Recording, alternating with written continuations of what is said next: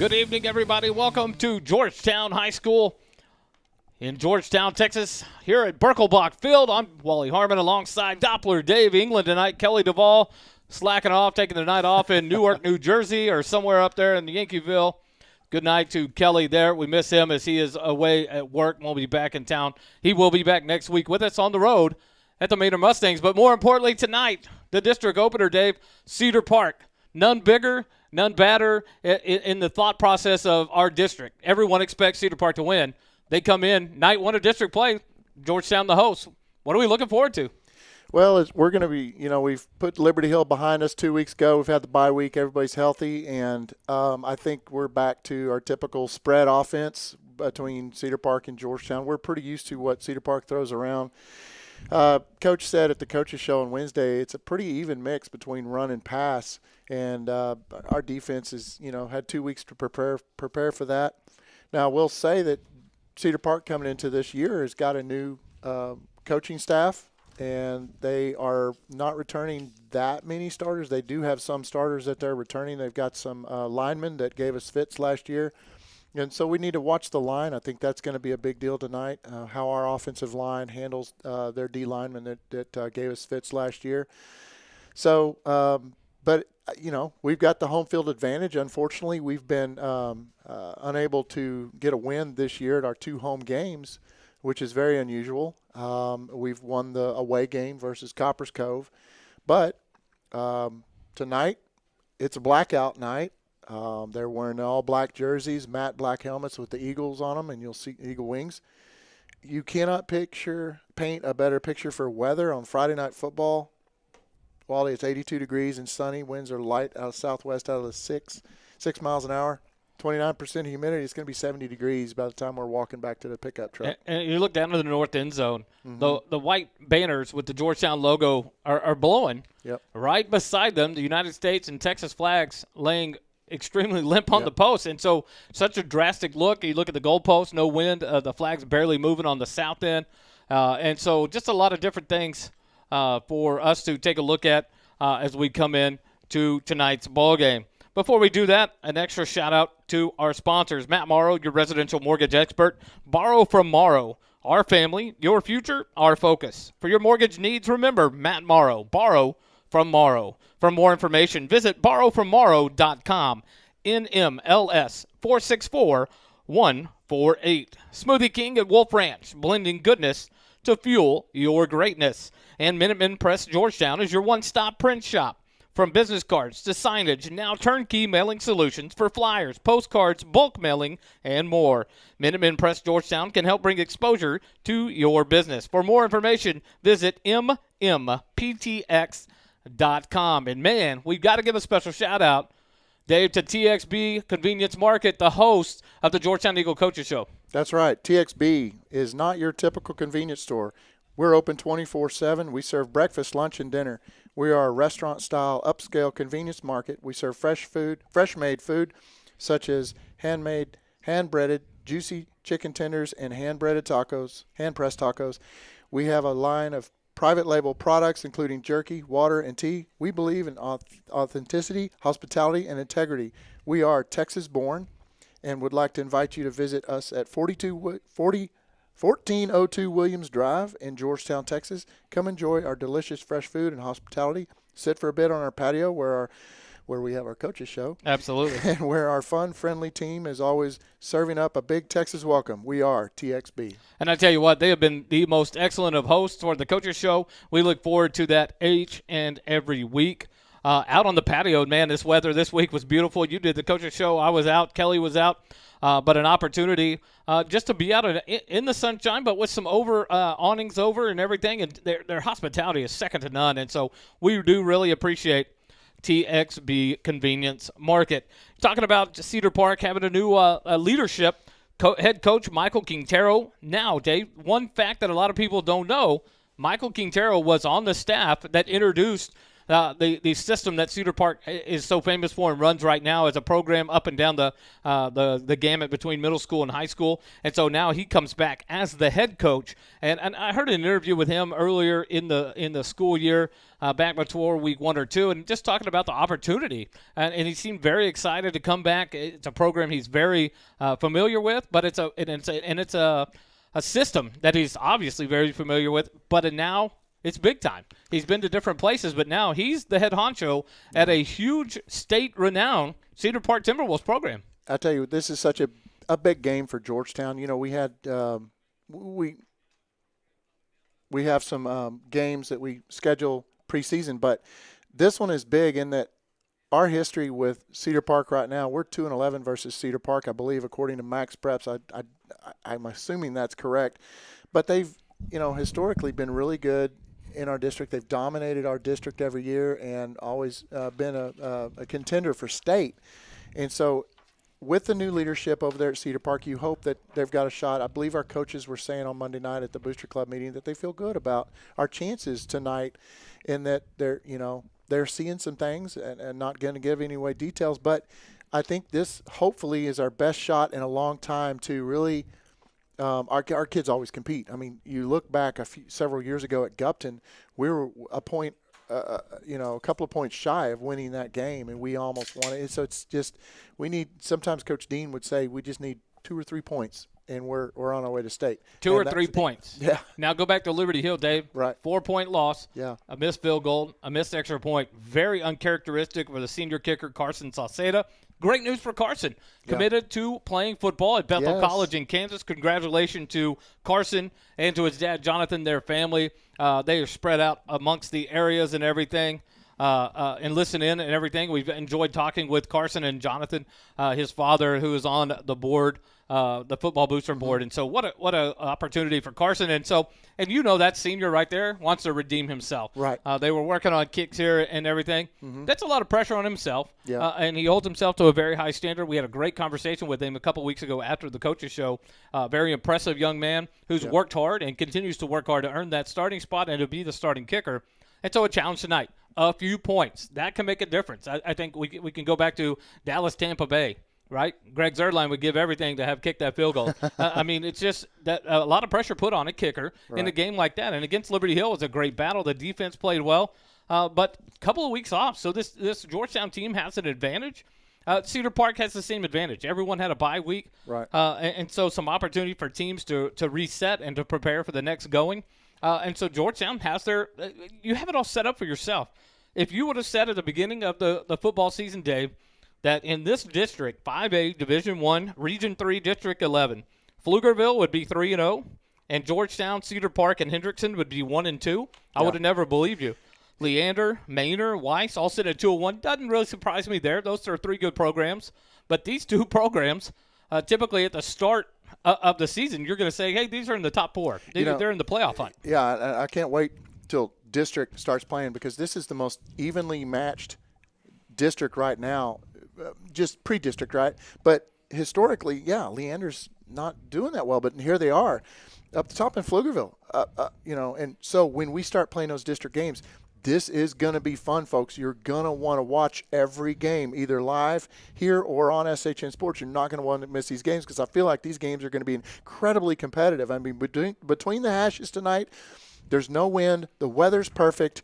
These kids are going to compete. They're going to battle tonight to get that district opener. They want this win tonight at home against a foe they just haven't been able to get past Cedar Park for some time. So this is a huge game tonight for a district opener. Other games in District 11 tonight: Pflugerville at Anderson High School, Manor at Leander, Weiss at Hendrickson. The Pflugerville battle going on, and then Cedar Park here at Georgetown. Next week, we'll be on the road, like I said, October the 1st at Manor High School to take on the Manor Mustangs. But first things first, it is the Cedar Park Timberwolves as the Georgetown Eagles in the all-black uniform, matte black helmets. I love the look, the blue lettering with the white outline. They make their way through the stands with the flags, the American flag, the Texas flag, and the come and take it. They go through the middle of the stands, getting the cheer from the the home crowd. It's great. While they're going through there, everybody's hyped up. They're cheering. Parents are cheering. And all those little kids are getting a high five them and stuff like that. Those little kids look up to you're varsity now, and all the little ones that are playing ball behind the stadium, they want to be there someday. This Friday Night Lights is all about them. Yeah. The superintendent of Georgetown High School, Dr. Fred Brent, high school principal Brian Johnson, athletic director Jason Dean, head coach and athletic coordinator of the Georgetown Eagles, Chuck Griffin, assistant coaches Rick Beatty, David Patterson, Jose Aguirre, David Russell, Douglas Bond, Gerald Flores, Travis Cancello, Preston Taylor, Colin Truelove, Robert Holm, Kyle Gandy, and Barry Johnson. Athletic trainers for Georgetown, Chad Hennessy and Vanessa Rideau. And I tell you what. Travis Kinslow. Yeah. Thank you. Yes, I appreciate it. The school colors for the Georgetown Eagles, blue and white. The Cedar Park Timberwolves head coach Michael Quintero, offensive coordinator Gilbert Pedraza, defensive coordinator Brent Britton, superintendent Dr. Bruce Gearing for Cedar Park, and Mr. John Sloan, the principal, athletic director Jonathan Lamb. The forest green, silver, and black of the Cedar Park Timberwolves. The Timberwolves in all white tonight. White pants, white jerseys. It looks like the forest green numerals outlined in black. They got the dark green helmets on, and they will be on the far sideline as they run through their inflated Timberwolf head with the CP logo. The Georgetown Eagles warming up on the near sideline down by the choir as they get ready for the Star Spangled Banner. The Georgetown Eagles in the all black pants, black jerseys, blue numerals outlined in white with the all black helmets. They'll be coming from the south end zone to the north through the Georgetown Inflatable here in just a moment. The Georgettes and the cheerleaders ready for the team. What a beautiful night for football. The sun going down earlier and earlier as we prepare for daylight savings time. We'll fall back, I believe it's November 5th. It's later this year in November. But the sun going down quicker and quicker as we get at these 7 o'clock kicks. All the times this year, it's kind of strange. We're used to 7:30 kicks, all at 7 p.m. each and every Friday. Throw in the towel, T-Wolves. Throw in the towel, T-Wolves on the banner. Love it. For the Georgetown Eagles tonight as they prep up outside of the inflatable in the south. All right, Eagle fans, on your feet. Here come your Here come the Eagles now. Band starts playing.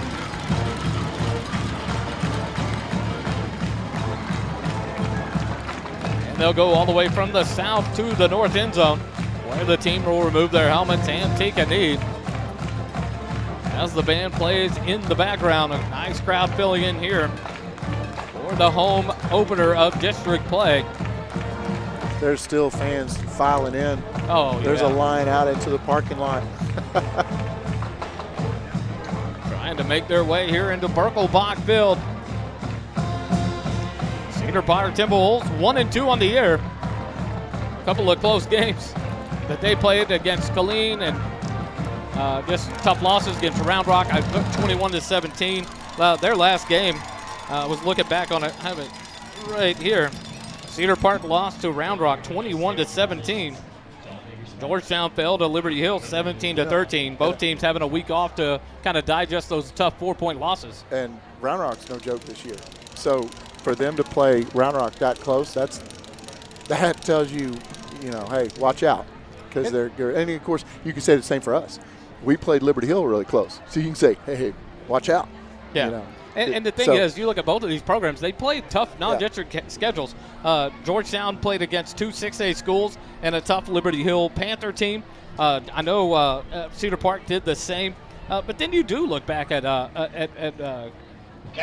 Leander and teams like that. What schools do they play and how difficult and what kind of experience did these players get? As the teams meet at the midfield, don't even get a chance to look at him. The referee has turned them sideways. Darson Herman, Baylor Alexander, Hayden Doring, and Carson Giotto are your captains out there for the coin toss.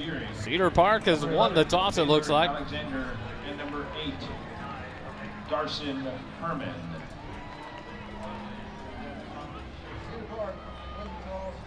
deferred. They have deferred to the second half. The Georgetown Eagles will receive the ball to start the ball game.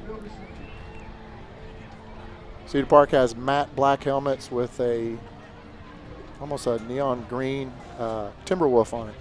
So everybody's wearing matte black helmets tonight. Like a shimmery green.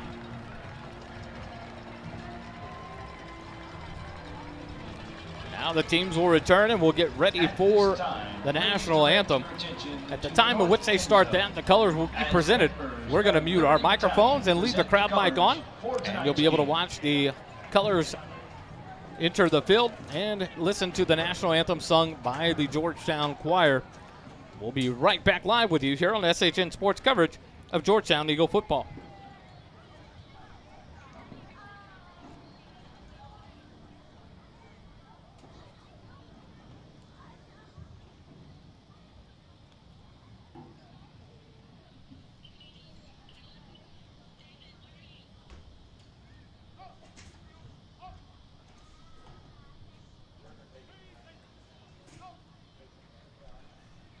Ladies and gentlemen, please rise. And gentlemen, remove your hats as the Georgetown High School Eagle Choir, under the direction of Joey Lawrence and Stacy Brandenberger, perform our national anthem.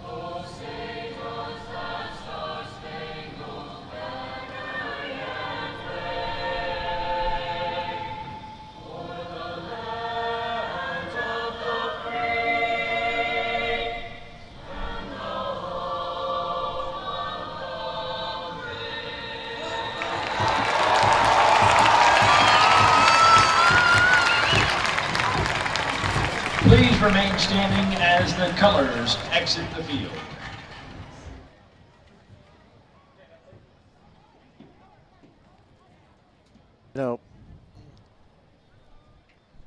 You really just have to give a shout out to the Georgetown Choir. They do an amazing job every year, every game. They're here, and you go to some of the other stadiums, some of the other games around the state, and sometimes they might have it playing across a PA or something like that, but it's really cool to have our choir out there, and they nail it every time. Sound wonderful and super appreciative, but more importantly, you just love to see the student organizations support each other. Last Friday that we were here 2 weeks ago against Liberty Hill, the game ended.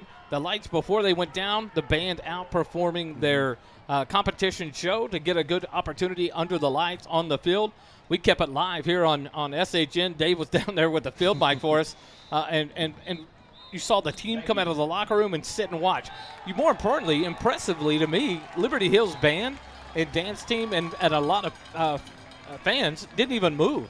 They went to the end of the stands. They stopped and watched and supported other student and athletes and student competitors in different facets. I played in a band. I competed in sports. But the effort and the time that goes into these bands is just impressive. And so you love to see these students support each other. Yeah, it was fun because the Liberty Hill band all stayed, like you said, they stayed over there. And at one point, they all yelled in unison, "Go Georgetown band!" That was pretty cool. The Cedar Park Timberwolves take the field. They'll be kicking from the south end of the field, south to north. Georgetown back to receive from the north end zone. It looks like you will have back Marquise Dominguez and Andrew Petter. Drayton Dickman not back to receive the kick tonight. It doesn't look like, does it, Dave? Kind of hard to see these numbers. It's a 22. Petter's on the far side. Yeah. And it looks like Marquise Dominguez here on the near side. Kicking tonight for Cedar Park, number 43. Number 43 set to kick off for the Timberwolves. That would not be 43. And if it is, he is not on the roster that we received. We'll check the printed roster that just came out. There is a 43, Hayland Norway, the junior 5'11", 180-pound junior kicker, set back to kick. He'll get the game underway. The ball is kicked short. It looks to be fielded about the 14-yard line by Petter. Right up the middle of the field. Gets a hole. Cuts it up to the 30. 35 taken down about the 38-yard line. And the Eagles have great field position to start the ball game. The sophomore, Andrew Petter, with about a 20-yard return, gets the Eagles in good field position. Well, that was close. I love the energy, Wally. I just about came out of the booth on that one. I was like, are you kidding me? We're going to take the first kickoff to the house. Petter with a good, and he didn't hesitate. Went right straight north and south. He went right up the middle. So we'll start with the ball on the 37 is where they're going to mark him short. So a 19-yard return for Andrew Petter. Back in the backfield will be Devin Ross in the pistol formation behind Darson Herman, the senior quarterback. One receiver left, two receivers right for the Eagles as they get ready to set it off. 11:54 in the first quarter remaining. They'll take the first snap. Herman back, fakes it. Now he'll go right up the middle, run over a defender up past the 40 to the 41-yard line is where they'll mark him down here. That'll be a gain of about 4 yards on first down for Darson Herman. Isn't it nice to, he did a quick check to the right. Pass isn't there. They got tight coverage. He just runs right up the middle. Easy 4-yard gain. And, we're on the move, and that makes it, it could possibly have more yardage for a 3rd and short or touchdown. 2nd and 6 from the 41. Now Ross offset to the right side. In motion comes Petter. He'll curl back behind Herman. He'll get the snap, hand it off to Ross, cut it up the middle, 40, 45 to the 46-yard line, where they'll mark him down here on the near side. Let's see where they spot it. Real nice block by Tyler Hawkins there, and then a cutback from Ross to get that extra yardage. It'll bring up a long 1 yard to gain on 3rd down from the 46-yard line. You got to get to the far side of the 47. So a good about 1.5 yards to get here on 3rd down. Pistol formation. Herman with Petter behind him. Hawkins in motion, back to the right, turn around, hand it to the running back. He's hitting the backfield. He'll be stopped short, and it's going to bring up 4th down back at the 45-yard line. It'll be 4th and 2 for the Eagles. Let's see what they do here. Yeah, they sniffed that out. That was interesting. They had Ross back there blocking, and they brought Tyler Hawkins around, and everything kind of got jumbled up there and didn't quite go as planned. Now we'll go for it on 4th and 2. First drive of the ball game. The Eagles trying to set a precedent here in the ball game. 4th and 2 from the 45. 10:15 left in the first quarter. Pistol formation. And now a timeout. Nope. It's going to be a penalty. False start. Called on Marquise Dominguez, the far side wide receiver. And that's a big 5-yard penalty. See what Coach Griffin does here. It's going to be 4th and 7 now from their own 40-yard line. And it looks like the Eagles are going to go for it. 4th and 7 from the 40. Herman, now he'll drop back, and it looks like it'll be a pooch punt. And Herman will punt it away. Line drive gets over the head. Beautiful. And it takes a bounce about the 21-yard line, rolls inside the 15, and it'll be down at the 13-yard line. So the Eagles do punt it away after the false start penalty. Pre-snap penalties can be the Achilles heel of a team, and that was a big one to end a drive here in the first quarter. Right, and we talked about the lines early in that pregame. How is our offensive line going to be able to stand up against those defensive linemen for Cedar Park that gave us fits last year? And I think you saw some of the issues there in the middle. So we may see a different playbook moving forward. But isn't it nice having a quarterback that can just drop back and pooch punt right there? And Georgetown's done that for quite some time. 9 minutes, 50 seconds left. Cedar Park takes their first snap, handed off to the running back. He's hit quickly, spun around. He breaks free and falls down about the 11. They're going to spot him up to the 14. That's a generous spot when he, on his own effort, went backwards. But they give him a gain of 1 from the 13 to the 14. It'll bring up 2nd and 9 for the Cedar Park Timberwolves. It looked like the run there was by Kevin Adams, number 2. Now a quick pass out to the right side, and it's outside the reach of the wide receiver about the 24-yard line. Incomplete. That'll bring up 3rd and 9 now. You go back to that first down play. That was great penetration by our line to get back in there. And one of them wrapped him up, and then that gave time for the other black jerseys to get to him. 3rd and 9 from the 14-yard line. Snap back. Bell drops back to pass. He's going to throw it across the middle, and it's caught about the 33-yard line for a Cedar Park first down by number 8, Joseph Edwards. Joshua Pell, the senior quarterback, with a nice pass quickly back to the line. Cedar Park 1st and 10. Fake the handoff, pass to the outside. Quick catch and snap down right there at the 40-yard line. That'll be a gain of about 7 yard lines. That is a generous spot at the 41. He was tackled at the 40. And he'll bring up 2nd and 2 from the 41. Cedar Park quickly back in it. Hand the ball off to the running back, Adams. He hits the right side of the line, gets up to about the 45-yard line before he's driven back. Whistles blow, but that's after Adams picks up another 1st down for the Cedar Park Timberwolves. Yeah, Brandon Hawkins Stovall was first one to get to him and had some help pushing him back.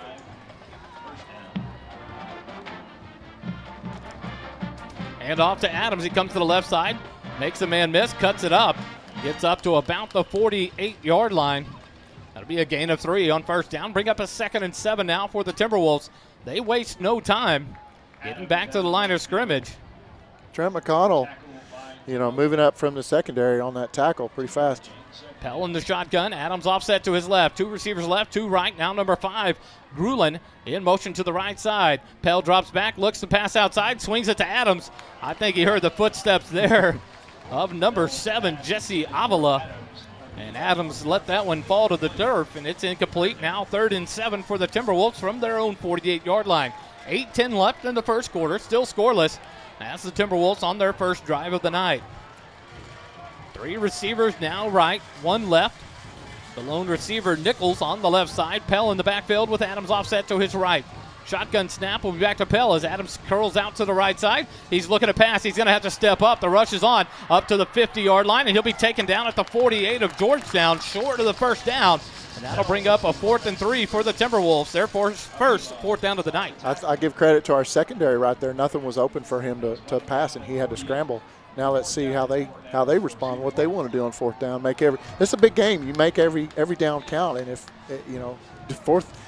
fourth down, sometimes you want to go for it. But they're going to punt. It looks like Cedar Park wanted to tip the field early. Yes. Try to get that field position battle. And so Cedar Park drops back to punt from the 48 of Georgetown. Drayden Dickman now back deep about the 18-yard line to field this punt for the Eagles. 7:25 left in the quarter. The snap back, the punt is away. Low line drive punt. Dickman lets it bounce at the 14. It takes the Cedar Park hop, hits a player at the 10-yard line.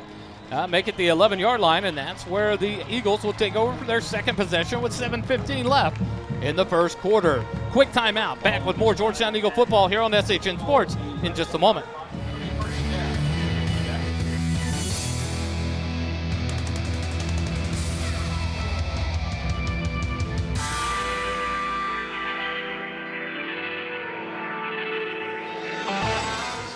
And back here on SHN Sports, the Eagles line up at their own 11-yard line. 7:15 left in the first quarter. 3 receivers right, 1 left. Darson Herman all alone in the backfield. You had a defender jump. The center snaps the ball there. You get a free play, but they look back over to the sideline, get the call, reset. Herman back in the shotgun. And he'll take the shotgun snap, and it's a direct run to the right side, up past the 15, push the pile, and it keeps moving. Darson Herman gets all the way up. They're going to mark him about the 17-yard line. A gain of 6 yards on 1st down, and it'll be a 2nd and 4 for the Eagles. Using that 6'4", 220 frame, he can be considered a big running back. There was no doubt of what he was doing there, Dave. He tucked the ball and ran around the right side just off the tight end directly from the snap and got a nice 6-yard gain. Make it 6-yard gain. Then mark him as the 17-yard line. 2nd and 4 for the Eagles. Ross in the backfield to the right side of Herman. Shotgun snap back.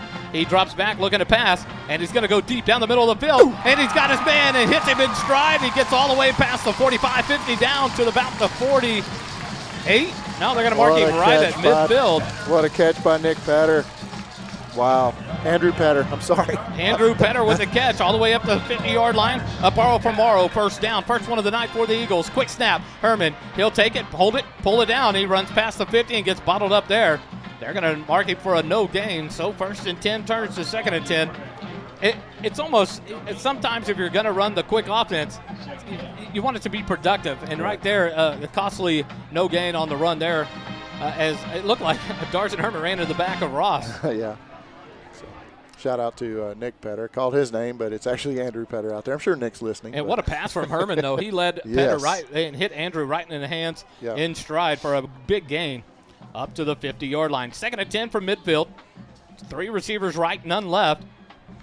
Running back in the backfield, they're going to hand it to Andrew Petter across the left side. He breaks across 45, down to the 40, drags the defender inside the 40 of Cedar Park to the 38-yard line. A borrow from Morrow, first down. And I saw you, Dave, the shiftiness of Andrew Petter. Absolutely. It's good stuff. You know, you've got the different styles from each of the running back. When Andrew Petter's back there, you know he's going to be he can shift all around all over the place. And Ross is a power runner, and the other young man, the Moose, Kalen.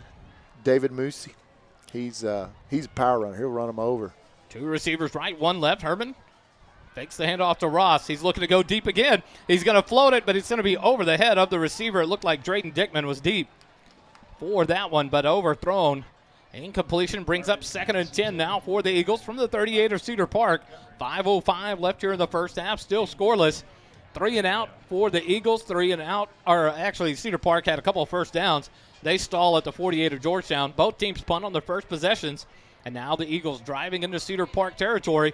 So the field battle, they turned it around, started at their own 11. A good run right here, but important down here. 2nd and 10. Ross offset to the right side of Herman. 2 receivers right, 1 left. Now Hawkins in motion to the left side. They'll hand it off to Ross. Right up the middle. He dances around, waits for the hole, hits it. Gets past the 35, down to the 34, make it the 33-yard line. A nice gain of about 5 for Devin Ross, a senior tailback. You know, Cedar Park's putting up 3 linemen there on the line, D linemen, and so it's an opportunity to run. You know, you can at least break for a few yards. Bring up 3rd and 5 now from the 33-yard line of Cedar Park. 3 receivers right, 1 left. Now Ross moves from the pistol formation into the right side of Herman in the backfield. Now the Petter in motion to the right side. It's going to be kind of an option pass. Petter gets it, hits the man, runs over him at the 30 to the 29, but he's going to be a yard short of the first down. Now it'll bring up 4th and 1. You're at the 29-yard line. You're the offensive coordinator. 4th and 1 from the 29. And I think here it's almost just outside the length of Carson Sauceda. Yep. He hit his career best, a 41-yard field goal on opening night against Belton. But right here, that would put him about a 48-yarder. You need 1 yard. Darson can get that. 4th and 1. 2 receivers right, 1 left. Dickman in motion to the left. Hand it to Petter around the right side. He runs over a man and gets up to about the 27-yard line. It's going to be another borrow from Morrow, first down. A good hard run. Petter likes the shiftiness, but he didn't hesitate to drop the shoulder there. Love it. Love to see that. And you know, these kids, they want to compete. They want to come out and hit Cedar Park in the mouth. They did a lot of hitting in the mouth 2 weeks ago. And that was a good preparation for this game. Exactly. District opener. 3:35 left here in the first quarter. 1st and 10 for the Eagles from the 27-yard line of Cedar Park. Pistol formation. Ross offset behind Darson Herman. 2 receivers left, 1 right for the Eagles. Now Ross moves to the left of Herman in shotgun. Snap back, turn, fake, right up the middle. Herman shakes a man and gets stacked up quickly there. It's going to be for no gain. That run has been unsuccessful 2 times in a row now, and it brings up a long 2nd and 10. The one thing you cannot afford to do with this Cedar Park team and this defense is stay behind the chains. They've got to make some momentum on first down, and that's twice on first down. That run has really got stacked up by Cedar Park. Yeah, and I get really nervous when you see them stacked up with that many people. You do not want to get QB1 hurt. Thank you. Good point. Now another pistol formation. Make it. Ross moves to the left side. 2 men right. Now Petter in motion to the left. 1 receiver left. Fake, hand it off. Ross, he gets stacked up. Now he breaks the tackle, gets past the 25, up to about the 23-yard line. Nice run there by Devin Ross. He got hit at the line of scrimmage. It was going to be a no gain. Did you see those legs just kept churning? He didn't stop. He was like, you're not taking me down. His legs just kept churning. They're going to spot him at the 22-yard line. A gain of 5. Now it'll bring up 3rd and 5 from the 22 for the Eagles. Another big 3rd down with 2:15 left here in the first quarter. 3 receivers left, 1 right. Empty backfield. Herman in the shotgun. Dominguez by himself, the lone receiver on the right side. Shotgun start. That'll be a defensive penalty right there. You cannot call that on the offense. He made the offensive lineman jump. So it should be a free 5 yards. It'll be right at another first down. We'll see what they call here. We'll go on to the field, Mike. and see what the umpire calls. Offside, Cedar Park, number 95. 5-yard penalty from Georgetown. Senior defensive lineman Cameron Armstrong whistled for the offsides for the Cedar Park, and that's going to be enough. They're going to give him the 5 yards, which will make it another borrow from Morrow first down. And the Eagles now inside the Smoothie King red zone as they move to the 17-yard line of Cedar Park. A drive you like to see from the offense. One, what's the defense doing? Getting a rest. Yes, absolutely. They're over there drinking some Gatorade. 1st and 10 from the 17-yard line. 1:45 left in the quarter. Herman, he's going to throw it up to the corner end zone to Dominguez. One-handed catch. What a touchdown. Marquise Dominguez with the one-handed touchdown catch. And the Eagles break the scoring first. 6-0 Georgetown.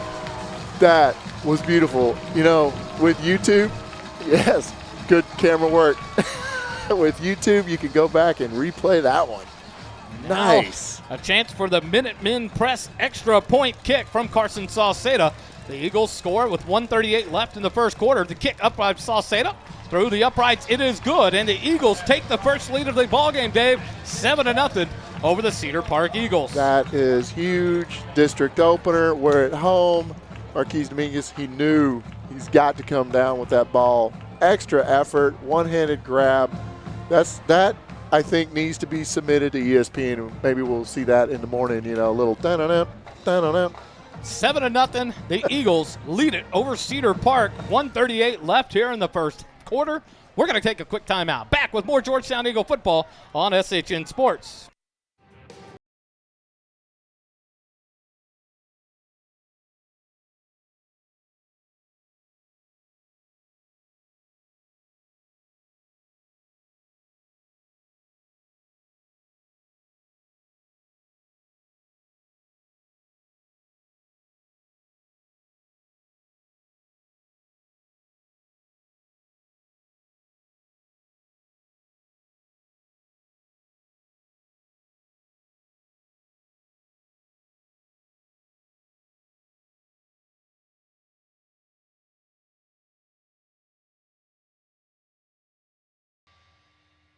Back here live at Burkle Field, 7-0. The Eagles lead it on a one-handed touchdown catch from Marquise Dominguez, a 17-yard touchdown pass from Darson Herman. That was a too legit to quit. Oh, my goodness. Caden Leggett did that one time in the end zone, a little one-handed grab.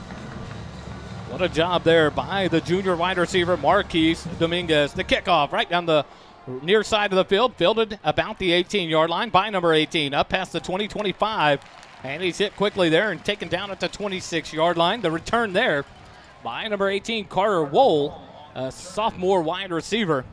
And the Cedar Park Timberwolves take over with 1:33 left in the quarter at their own 26-yard line. All right, both coaches on both sides have seen a little bit of what each team's bringing to the plate tonight, and let's see if there's any early adjustments in the second drive for Cedar Park. Now Cedar Park comes back out. They'll be at the near side hash mark. Pell, the quarterback. Adams offset to his left in the backfield, the running back. Two receivers right, one left for the Timberwolves. Shotgun snap to Pell. He'll hand it off to Adams. Dances around in the middle. Gets up about the 27, 28, and he's stacked up, taken down. They'll get all the way up to about the 30-yard line. It'll be a gain of 4 on first down. Bring up 2nd and 6 for the Timberwolves. Just no going there by our defense. You know, they're not going to get very far like that. Timberwolves quickly, two running backs. Offset to either side of Pell. He'll hand it off to number 1. He swings around the right side. Oh, and he gets smacked down. I don't know who made that tackle. He's excited about it. Number 5, that's going to be A.J. Bradshaw, the Punisher. Makes a nice tackle there and brings down the running back, Cody Marshall. 3rd and 3. 3rd and 4 for the Timberwolves from the 31, 32-yard line. Ball back. Pell's looking to pass. He's looking to the left side. Now he's got to tuck it and run, scramble for his life, and he gets up. The ball's out. The Eagles are going to have a chance to get it. They do. The Eagles have the ball at the 41-yard line of Cedar Park. The first turnover goes the way of the Eagles. See number 5 there, A.J. Bradshaw. Look at Coach Griffin. He's pretty excited. Give him a high fives. He made that thing happen. He got his hands on him, brought him down. Good job. 2 plays in a row. The Punisher doing work on the defensive side of the ball. Look, he gets the Give the him the belt. Give him the belt, big boy. A.J. Bradshaw. 39 seconds left in the first quarter. I got to mark it down here, Dave. That's a game changer. How That's a big momentum is that for shift. the Eagles to get that first turnover? Now the chance to go up 14 quick. Right. Quick strike would be nice. Great job, A.J. Bradshaw. The runner was elusive, but he was able to get a hand on him and just bring him down in a fashion that that ball popped out. Herman in the shotgun. 1st and 10 from the 41. 3 receivers left. Herman drops back. It'll be a backward lateral. Another pass coming, and it's wide open on the right side. It's Petter. He's going to catch it at the 30, 25, 20, 15, 10, 5. Touchdown, Georgetown Eagles. What a play. The coach's boot goes crazy. The Eagles with 28 seconds left in the quarter. Now how big is that turnover, Dave? You said quick strike. That's a big deal. Lights are flashing here in between the kickoff or the extra point. Wow. How do you make something happen? Coach Griffin and the coaching staff making it rock and roll. A one-play, 41-yard touchdown strike. I got to figure out who threw the pass. It was a backwards pass to the left side. Yeah. Where's our replay? And now the extra point, the Minutemen press extra point attempt, up and good from Carson Salceda. Coach Griffin out at the 30-yard line, praising the offensive team for doing a great job. The quick strike, change of momentum, the turnover, and the touchdown. 14-0. The Eagles lead it over Cedar Park with 28 seconds left in quarter number 1. That, I believe, was Ross that threw that toss to Petter. We'll have to follow up and make sure. What a beautiful job. Sure. And Petter was standing out there by himself waiting because he had to get it up and float it. He chunked it. It was not a pretty pass, but it made it happen. 41-yard TD strike. They're showing the replay now. Andrew Petter makes the catch about the 25-yard line and does the rest of the work there to get in for the touchdown. Georgetown will line up to kick it off again to the Cedar Park Timberwolves. Well, we're winning the turnover battle. Coach Dean always used to talk about the turnover battle as a big deal, and tonight we're leading that 1-0. So Cedar Park will get the ball here off the kickoff. And points off turnover. Points off turnover, 7-0 so far, 1 turnover. Number 1, Cody Marshall, and number 5. What a great job there. Now how big is that when you sit there and go, you went 0-0, and in the same quarter from having the possession at 7:15, now driving the time down to 28 seconds, you have a 14-point lead on a Cedar Park Timberwolf team. Yep. Here comes the kick. It's going to be an inside here to the near sideline. It's fumbled out of bounds at the 25-yard line. Number 1, Cody Marshall filled it, but he let it get all the way to his pads, and lucky for Cedar Park, that ball bounced right out of bounds.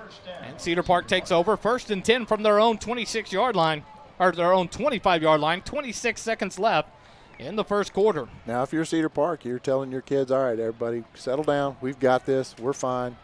You know, let's do our Cedar Park football. And Georgetown has a little more pep in their step right now. Could you write this script any better for the Georgetown defense? Oh, yeah. You made one play last time and the fumble, 3 plays, got the ball back, and now you're back on the field hungry to go after it again. And they're still well rested because of that Georgetown drive. Now a run to the outside, past the 30, 35, lower the shoulder, but he gets driven out of bounds. Running there on the play was number 29, Tyree Nicholson, the junior running back for Cedar Park. Picks up another first down. 19 seconds left as he runs out of bounds. 1st and 10 for Cedar Park at their own 38. Snap back to Pell. He'll hand it off to Nicholson again, and he's up past the 35, 40, up to the 45-yard line. Nice gain there as the clock winds. 10 seconds left in the quarter. Good job, Ian Lewis, on that tackle. It's going to bring up a 3rd and 2 from the 46. They'll get it off with 3 seconds. Turn around. Quick pass to the outside. The ball caught there by Marshall. He's quickly taken down, but he caught it at midfield and taken down there. Gabriel DeNova. And that ends the first quarter, Dave. 14-0. You couldn't write this one any better if you tried, as the Georgetown Eagles lead it over Cedar Park after 1 quarter of play. Quick timeout. Back. More Georgetown Eagle football on SHN Sports in just a minute.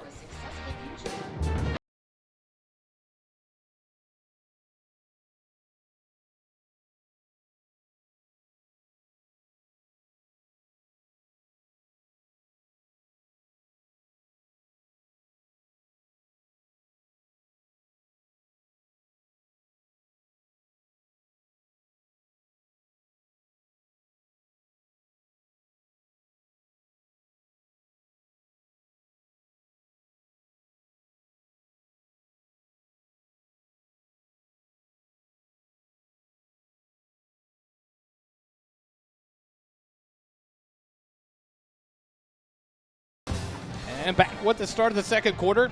1st and 10 for the Timberwolves at midfield. Pell gets the shotgun snap, hands it off to the run back 29. He's hit at the line of scrimmage, driven down, maybe a gain of 1 as he gets thrown forward.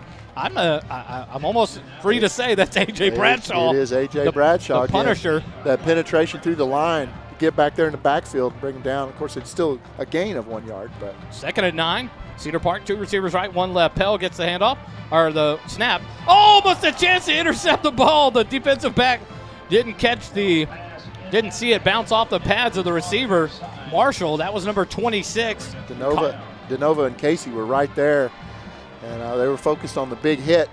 and it would have been perfect at the line of scrimmage. Colin Casey would have got a chance to hit the receiver, but he also had a chance for the interception. 3rd and 9 from the 49 of Georgetown. Pell in the shotgun gets the snap. He's going to draw back, looking to throw across the middle. Now he's going to go deep, and he throws it, and it's a perfect pass. Number 1 takes it in for the touchdown. Cody Marshall, a sophomore wide receiver, gets past Colin Casey.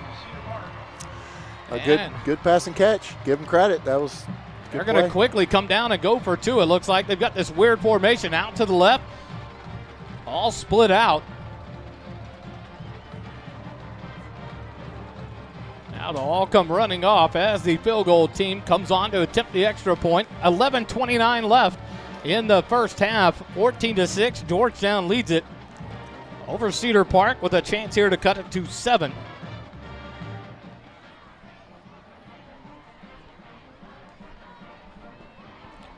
A 49-yard touchdown pass from Pell to Marshall.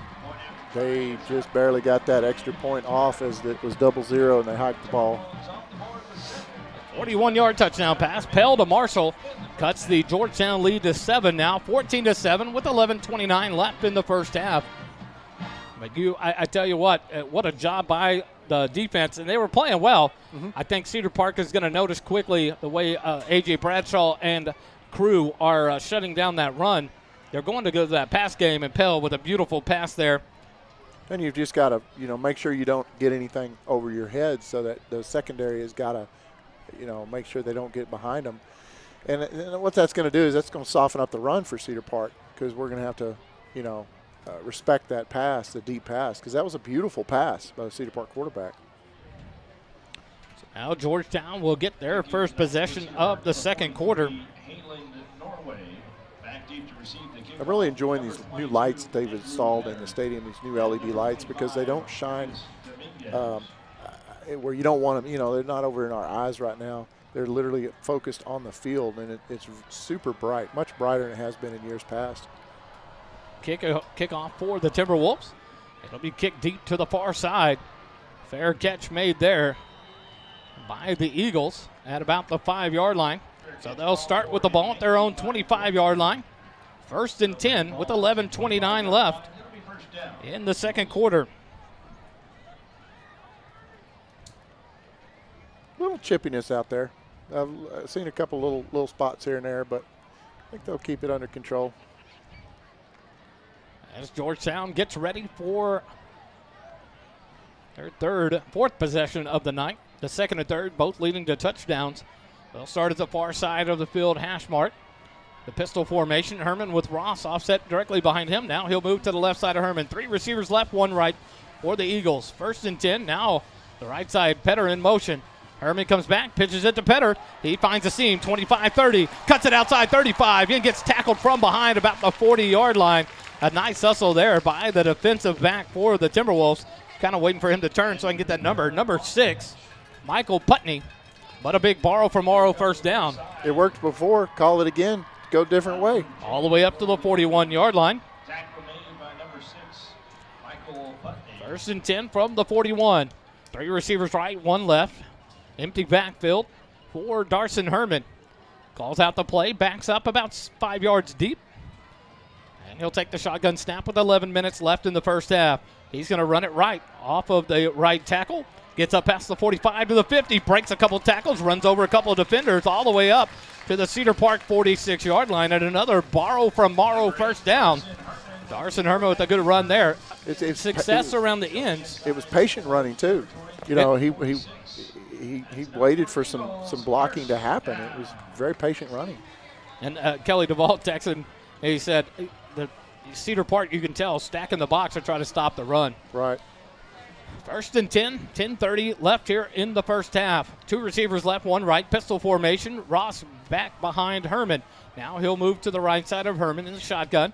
1st and 10 from the 46 of Cedar Park. Herman drops back. He's looking to go deep down the seam of the field, and he overthrows Andrew Petter by about 2 or 3 yards. Incomplete.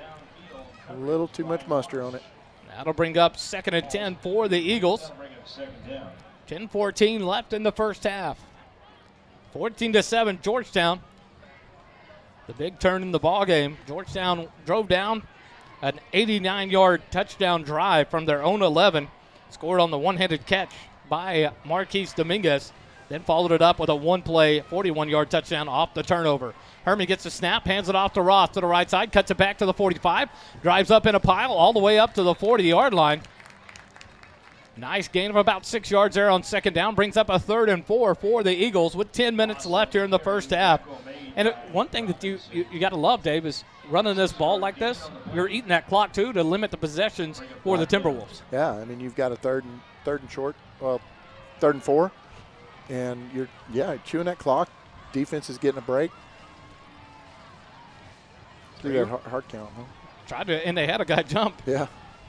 3 receivers left, 1 right for the Eagles. Empty backfield. Herman in the shotgun snap, stands at the 45. Ball back on 3rd and 5 from the 44, or 40-yard line of Cedar Park. Herman back. He's rushed. He's going to have to scramble, try to get rid of it, and he's going to swing it out.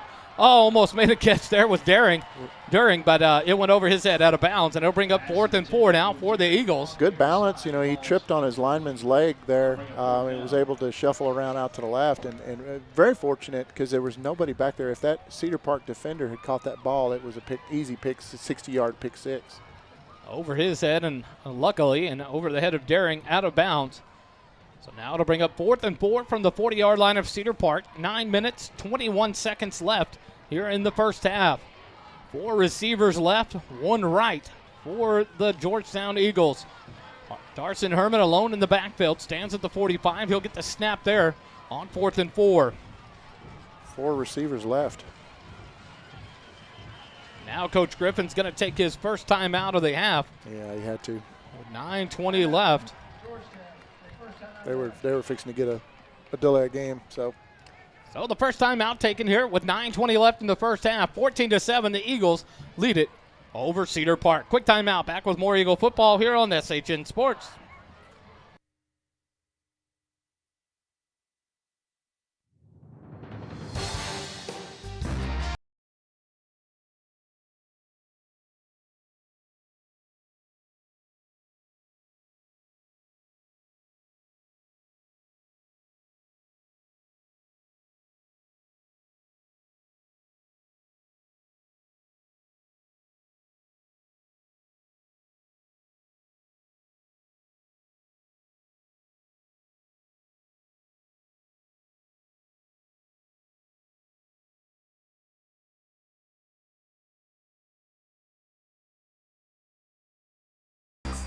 Back here on SHN Sports, 4th and 4. The Eagles have it. 2 receivers right, 2 left. Ross offset to the right side of Herman in the shotgun. Snap back with 9:20 left in the half. Herman looking to pass. He's trying to dump it off. He's rushed up past the 40 to the 35. Hits a pile and drives him forward to about the 33-yard line. Wally, that was on purpose. He waited. It's almost like a quarterback screen. He waited for everybody to empty out, and he's got plenty of spots to run now. All the way down to the 33-yard line of Cedar Park. Another borrow from Morrow first down. Darson Herman with the first down run on 4th and 4. Picks up, well, they were at the 35-yard line. Or 40-yard line. Picks up about 7. 1st and 10. 3 receivers left, 1 right. Herman gets a shotgun snap. Hands it off to Petter. Cut back 30, 25. Runs over a defender. He gets all the way down right to the first down marker. And that's going to be another borrow from Morrow first down. Petter hit that hole quickly. It was a different run there. It wasn't the shiftiness. That was hitting it and taking it north. 1st and 10 from the 24-yard line. 23-yard line, Cedar Park. Petter again up past the 23 to the 22. 21 is where they're going to mark him down. So it'll be a 2-yard gain there. It'll be 2nd and 8 now for the Eagles at the 23-yard line. 8 minutes, 20 seconds left here in the first half. 14-7, the Eagles. leading it over the Timberwolves. Yards after contact. Petter. That's, that one run, 10-yard first down run. 2nd and 8 from the 21 of Cedar Park. 2 receivers right, 2 left. Petter in the pistol behind Herman. Herman back, pump fake. Now he throws it down the left side, wide open. Marquise Dominguez down at the 4, maybe the 3-yard line inside the Smoothie King red zone. 1st and goal at the 3-yard line. That double pump right there by Herman froze the defensive back, number 17. I can't wait to see that replay that, he jumped up there and got that one. George Wheeler went up and got it. 1st and goal from the 3. The Eagles threatening here with 7:40 left in the first half. Darson Herman with pistol formation. Petter back behind him. Ross in motion to the right side. 2 receivers right. No one left now. Now Hawkins come in motion to the right side. It's going to be a run to the right side. Oh, it's a keeper. Fling it out to the right side, and it's open. Touchdown, Eagles. Devin Ross. Yes, sir, Devin Ross. 7:26 left in the first half, and the Eagles go up by 13, 20-7. As Carson Sauceda comes on to attempt the Minutemen press extra point kick. Nice. Good play call. 75-yard touchdown drive for the Eagles. And they'll get ready for the extra point. Sauceda back, the snap back. Hold is down, the kick is up. And it is good. Carson Sauceda 3 for 3 from extra points tonight. Mr. Reliable back. And the Eagles lead it by 14, 21-7.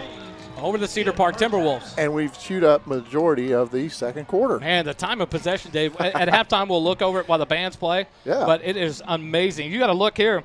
At least right at a 4-minute, 3-second drive, 75 yards. The Eagles eat up 4 minutes. The other drive went from the 7:15 mark down to the 1:38 mark, over right at 6 minutes of time of possession. So a great job by this Eagle offense and this coaching staff and Coach Griffin to have a game plan to keep the ball out of the hands of a high-powered offense. Right, and Georgetown is also been known for a high-powered, fast-paced offense as well, and we've got weapons. They've been playing Georgetown football for a long time, just not on varsity, so they know what to do. And now they've got 3 games under their belt, and you're seeing the experience now, and things are starting to come together really nicely. 7:26 left here in the first half, 21-7. Georgetown over Cedar Park.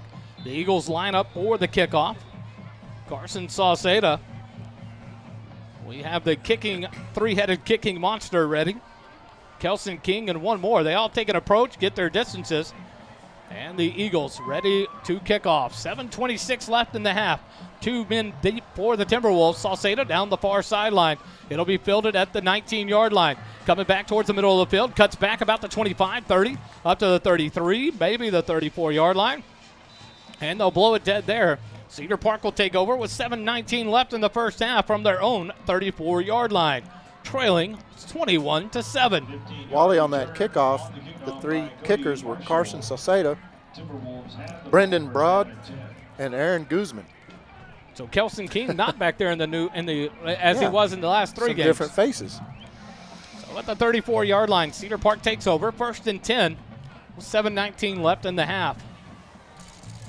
2 receivers right, 1 left. They'll hand it off to the running back. He'll come to the right side. It's strung out. Great job there. He's hitting the backfield, and it's going to be a loss here. The Hats respond to the ball as Adams stuck, and it's a loss of 1. That'll be 2nd and 11 from the 33, but what a job by the Eagle defense getting Hats to the ball. They sealed the edge, and he had to cut back in, nowhere to go, and a bunch of black jerseys. 2nd and 11 from the 33. Handed off to Adams again. Cut back in the middle, down to the right side. Now he's cut back to the middle to the 35. Make it the 36 on the spot there. It'll be a gain of 3. It'll bring up 3rd and 8 now for the Cedar Park Timberwolves. The run defense doing a great job of not allowing Cedar Park to get the ball down the field. They're using signs now for the defense as well. 3rd and 8, snap back. Pell looking to pass. He scrambles out to the right side, throws on the run, and it hits the defender in the back. Hey, great job of defense. He had his man locked up. He tried to go to number 8, Joseph Edwards. Coach Griff's about out by the numbers. He's so excited. Clock, 6:29 left in the half. A 3 and out for the Cedar Park Timberwolves. That was a big defensive series right there. To be able to have that kind of success and shut them down. 2 run plays. They weren't getting anywhere in the attempt to pass. No going. I think we maybe got away with a little pass interference there. They didn't get his head turned around. You don't have to in high school. No? You can Okay. face guard. Okay. And so All a good right. job on defense. Cool. Cedar Park back to punt. It'll kick away from his 24-yard line, almost blocked. And the ball hits about the 36-yard line and checks out of bounds. Georgetown will take over with 6 minutes and 20 seconds left in the half, leading by 14, 21-7. Quick timeout, back with Georgetown on the offensive side of the ball on SHN just in 1 second.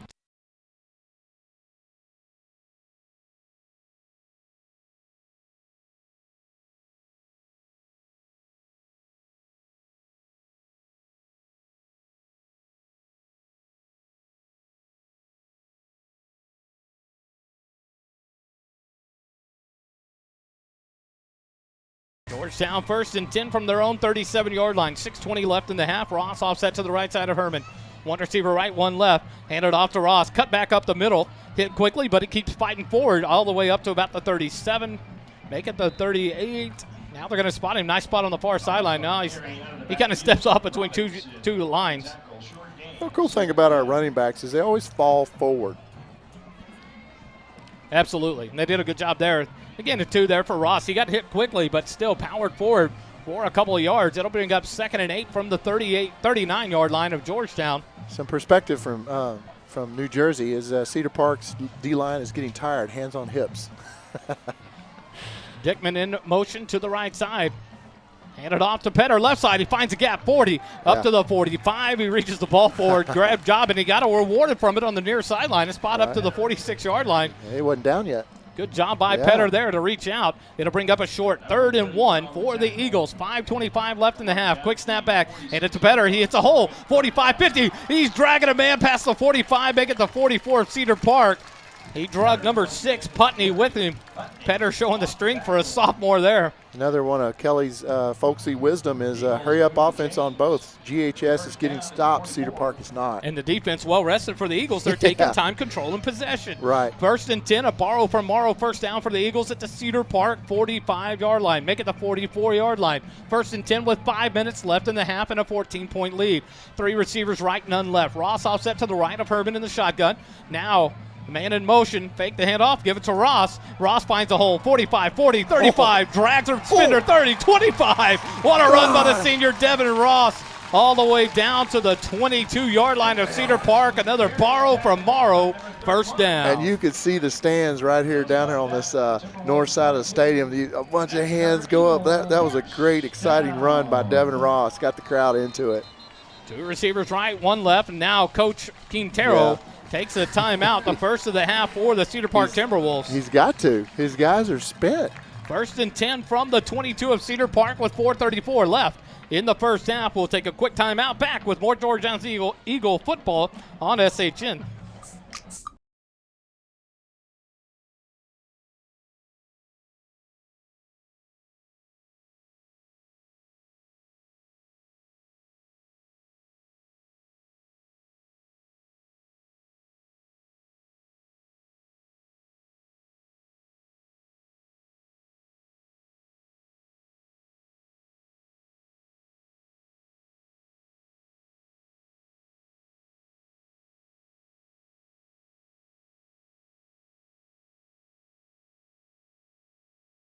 First and 10 from the 22 of Cedar Park. Georgetown driving, trying to increase their lead. 4:34 left in the first half. Dickman in motion to the left side. Herman will hand it off to Ross. He cuts back to the middle of the field. Gets up past the 20, down to the 19, the Smoothie King red zone. It'll bring up 2nd and 7 now, as Ross finally gets up, and one of the defenders took his time getting up there. Glad he's all right. Shout out to Jack Ward listening in tonight. Don't let that firefighter touch the tech. 2nd and 7 for the Eagles from the 19-yard line inside the Smoothie King red zone again. 4 minutes, 5 seconds left in the half. A 21-7 lead for the Eagles. 1 receiver left, 2 right for the Eagles. Handed off right up the middle is, I believe, Petter on the carry. Jack's hanging with Cohen in Alpine, Texas. Brandon Lobos. 3-yard gain for Petter. Up now 3rd and 5 for the Eagles. Make it 3rd and 6. Can't tell where they spot it. 17-yard line. 3rd and 5 for the Eagles. Inside the red zone, the Smoothie King red zone, are the Eagles. 3:25 left here in the first half. Petter offset to the right side of Herman. 1 receiver left, 2 right. Now Dickman in motion to the right side. 3 receivers to the right side. Handed off to Petter. He takes it out, swings it out wide. Cuts back at the 20, up to about the 15-yard line. It's going to bring 4th down for the Eagles. It'll be a 4th and 3. Wally, he's just so hard to tackle. And, you look at the defense right now for Cedar Park, and you're right. They do look a little spin. They got that one time out. But Petter's so shifty that he's really giving them fits. Salcedo on to attempt the kick. He'll be kicking from the 22-yard line. A 32-yard field goal attempt for Carson Salcedo. 2:50 left in the half. No, it's a fake play. Wide open, Derrick. He catches at the 7. Touchdown! Oh, my Georgetown goodness. Eagles. Tucker Griffin. Yes, with the Griffin with the touchdown pass. Oh, my and God. the Eagles score. What a trick play there. Hey, you pull it all out, and it's going to perfection tonight. What a job by Tucker Griffin. He's the extra point holder, so it's nothing out of the ordinary. Your backup quarterback doing a great job. He laid it to the hands of Daring right on the 7-yard line. He takes it in from there. The Minutemen press extra point kick, a line drive from Sauceda is good, and the Eagles lead it with 2:44 left in the half, 28-7. And we give a shout out to Coach's mom tonight, Patsy Griffin Patsy in Griffin. Florida, listening in. Her son, the coach, Chuck Griffin, and her grandson, the touchdown throwing backup quarterback, Tucker Griffin, threw himself we were at the 17-yard line, a 17-yard touchdown pass from Tucker Griffin to Mr. Daring, Hayden Daring. They just throw the replay, and he just got the ball, stood up, tossed it over there. Easy cheesy. And another good drive by the Eagles. We talked about it at pregame. This is such a big game. District opener. It's Cedar Park. You've struggled against Cedar Park for so many years. This town wants to beat Cedar Park, period. A lot of teams want to beat Cedar Park, and Georgetown wants to be the first. Officer Signs is in the background here. He's excited. He's got his body cam on. Maybe we can show that video footage later. But, Georgetown is hungry for a win, so why not? Why not do those trick plays and get up a big lead and just get all the wind taken out of their sails? Another drive over 3 minutes in length results in a touchdown. 2:44, the kick on the far side. Fielded at the 20-yard line on the run by the Timberwolves. Up to the 25-30. He cuts back at the 30. About the 35 is number 1. And finally stuck and driven down at the 32-yard line. Cody Marshall on the return. A 12-yard return, 17-yard return for the sophomore receiver, Cody Marshall. And Cedar Park takes over 1st and 10 at their own 37 with 2:35 left here in the first half. Brendan Broad with that tackle on your special teams. Special teams is a big deal too. Sometimes we don't always talk about them, but if that young man had broken free right before the half, that's kind of a demoralizer. Pell back to pass. He's swinging it out all the way to the right side at the 42, taken in by number 8. He's hit quickly and drugged down. What a tackle there to limit it to a gain of about 6. They brought Cody Marshall out on a little, misdirection thing, and that left number 8. Joseph Edwards made the catch. Wide open. 2nd and 5 from the 43. Back to Pell. He's going to pass quickly out again to Edwards, and he gets out of bounds at the 48-yard line. That'll be right at the first down marker. They're going to mark it at the 49-yard line. Cedar Park with a 1st and 10, 2:11 left in the first half. Well, Georgetown defense is well rested, so let's see how they respond to this hurry-up offense. 1st and 10 from the 49. No running backs. Quick pass out, and it's behind Edwards. Out of bounds, no good. Incomplete there. Pell firing quickly, and Edwards has been the target on all 3 of the pass attempts on this drive. If Kelly was here, he'd tell you they're trying to set something up. 3 passes to the right. Of course, they're trying to get out of bounds to save the clock, but 2:07 left in the half. 2nd and 10 from the 49. Cedar Park, 3 receivers right, 1 left. Snap back to Pell. He drops back. He's looking to pass. Now he's going to have to scramble. He cuts back at the 45, 50, outside to the 45. He's got an open lane down the sideline, 40, 30. And he's pushed out of bounds there at about the 31-yard line of Georgetown. A big run there by Pell. He had no one open, so he scrambles with it and gets a nice run.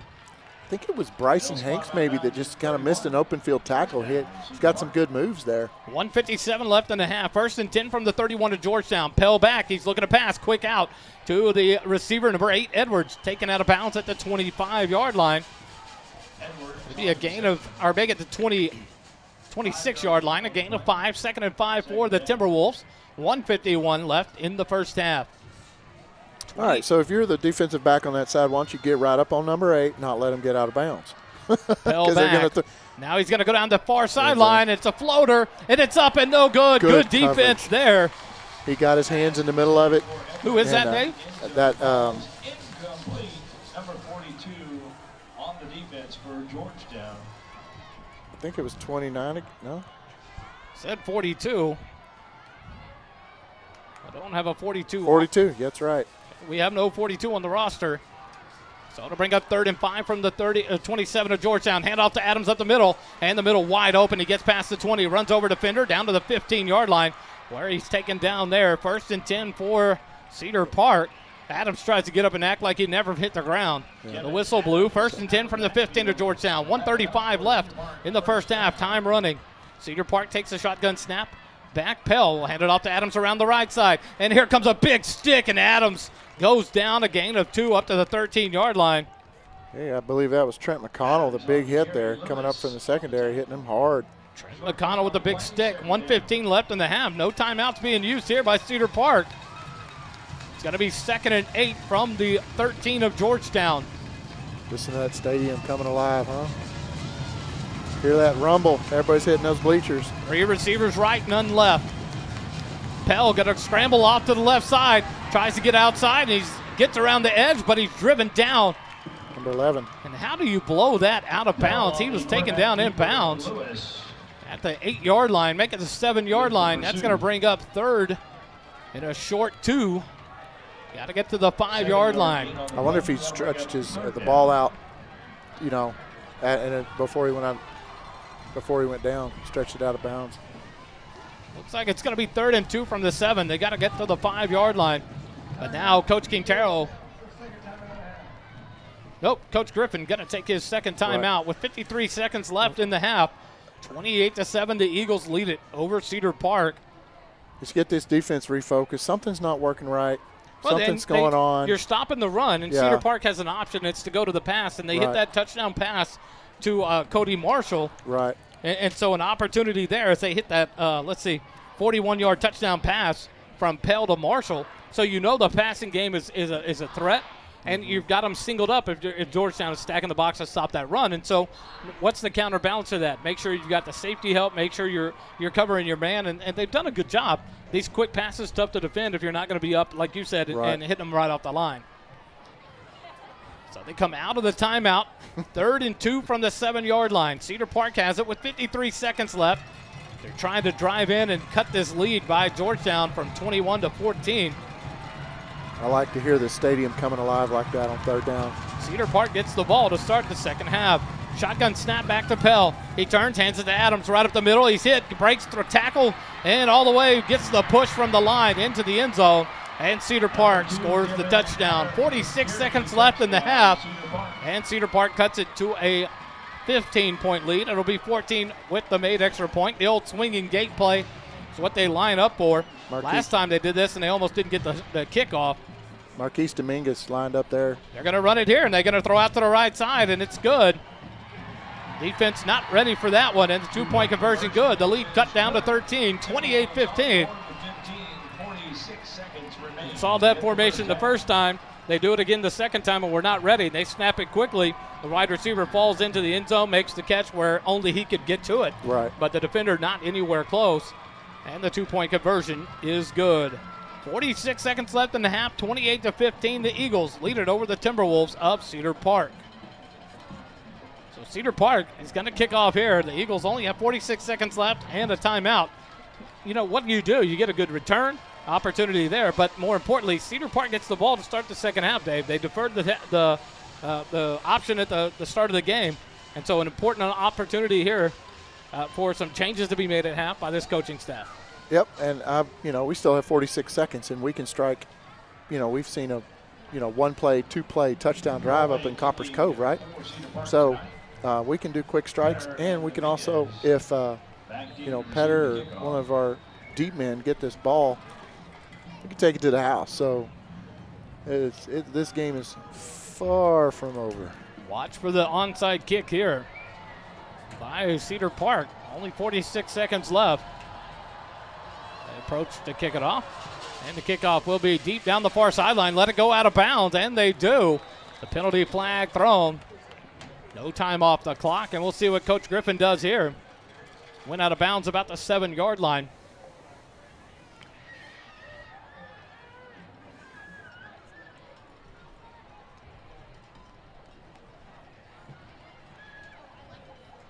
It looks like they're going to take the penalty. 5-yard penalty added on from where the spot would be on a touchback. Not much of a punishment to really kick it out of bounds and keep it out of the hands of a speedy return man like Dickman or Ross. And so you give them the ball at the 30 instead of the 35. Really not much loss there for Cedar Park. Right. They know. They've seen some film. I wouldn't give Dickman a chance to return anything. No, he's so Copper's fast. Cove busted off that 71-yard kickoff return all the way down to the 3-yard line. Right. So the Eagles, 4 receivers left, 1 right. 1st and 10 from their own 30-yard line. Herman in the shotgun all by himself. He'll take the snap at the 25-yard line. Quick pass out to the right, but a dead ball, delay of game. You can't have that kind of dead ball penalty. You just gave the 5 yards back, but more importantly,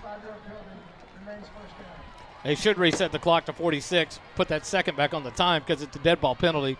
But that's just one of those penalties that you can't have on a change of possession. You had plenty of time. You're coming off the field, or you're coming on the field. And so now the Eagles are going to just kneel the ball out, and you just hate to see a penalty like that take any opportunity of getting some momentum back in your favor, because now Cedar Park has scored the touchdown. They got the 2-point conversion and cut it to 13, and now they're going to get the ball to start the second half. And so, and also though, you don't want to have any kind of mistake right now where Cedar Park could have a pick 6 or something like that and really get a lot more momentum going into the locker room. True, and exactly right. And they're going to let the clock run out here. Right. And Cedar Park's not going to call any timeouts, which does no good. You can kneel it 3 times. They only have 2 timeouts. But at the time where if you're going to go for it at a 1st and 10 at the 30, and a costly penalty like that just changes the mind. You hate to see that, because even if it was a couple of plays up to the 50, the offense gets some momentum back. It gets in the head of that defense, the defense of Cedar Park, that they're not stopping them at all. And so that's how the first half ends, 28-15. The Eagles lead it over Cedar Park. What a job for the Eagles. You have to be impressed with the running game. Petter, Devin Ross, Darson Herman. Then you got to be impressed. I think the highlight of the first half, Dave, you come back, the Marquise Dominguez one-handed touchdown catch. And then Tucker Griffin with the pass down here in the end zone. Trick play, that was cool. Good stuff. As the bands get ready, we'll take a quick timeout. We will bring it back live with the field mic and the camera focused in on the field to showcase the dance team for the Timberwolves and their band, but more importantly, the Georgettes and the Georgetown Eagle Marching Band. You're listening to Eagle Football on SHN Sports. We're at the half.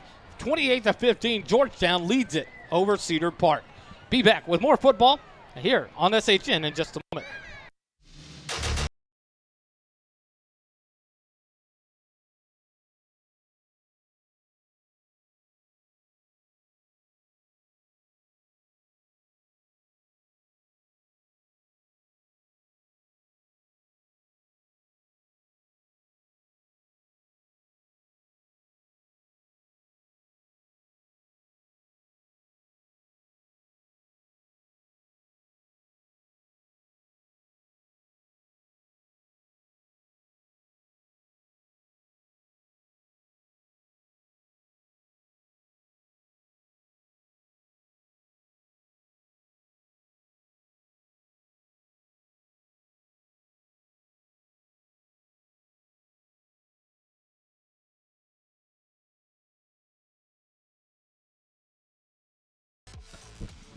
Welcome back to SHN Sports coverage of Georgetown High School football.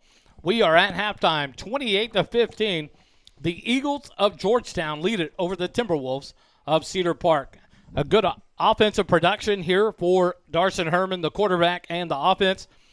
Tucker Griffin in on the action with the surprise pass from the holder back to Daring for the touchdown. What a play there. That surprised a lot of people. We'll take a timeout. We're going to focus here on the dance team for Cedar Park and their band. And when we come back after the bands perform, Dave's going to give us some halftime scores, other scores around the district and in high school football in the area. Thanks for listening to SHN Sports presentation of Georgetown Eagle football. Please enjoy the hat.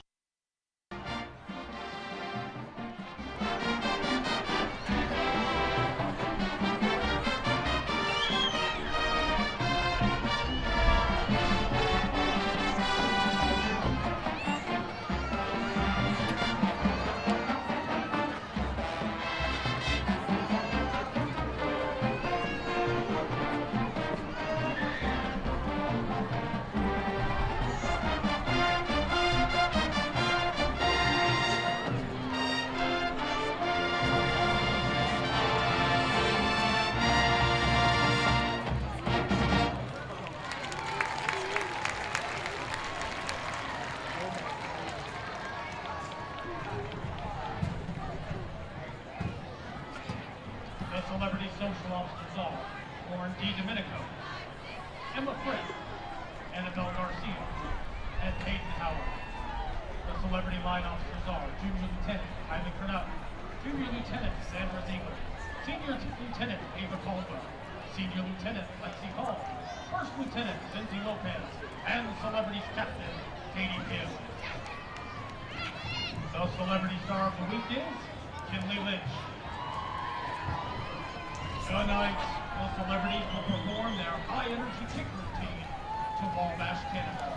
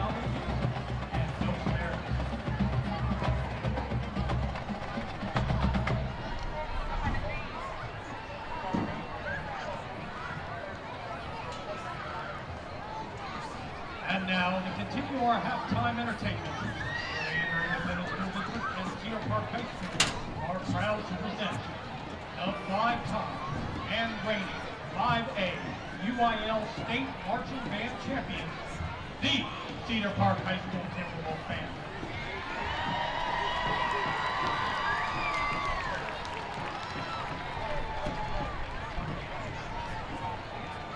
The outstanding section of the week is the drum line. outstanding freshman of the week is Jackson Kendrick. The outstanding band student of the week is Zach Ballbreezer.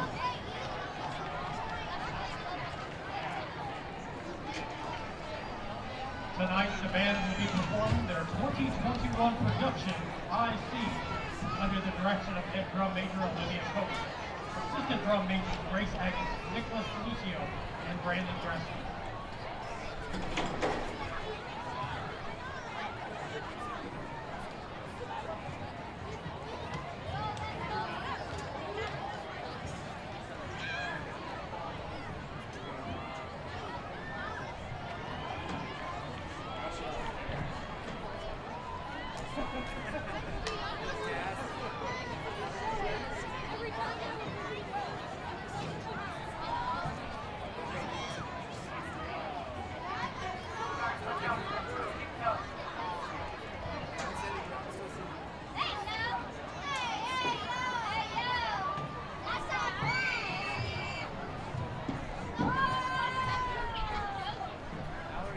Drum major, is your band ready?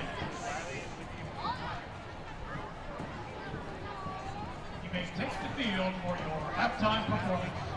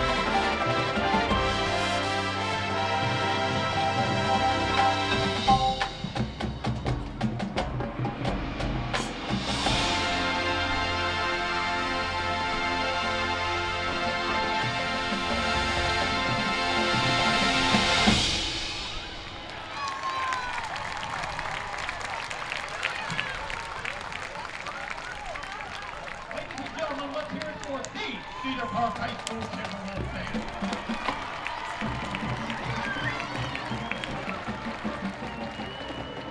And now Cedar Park, put your hands together and get your Timberwolves up for the Cedar Park High School fight song.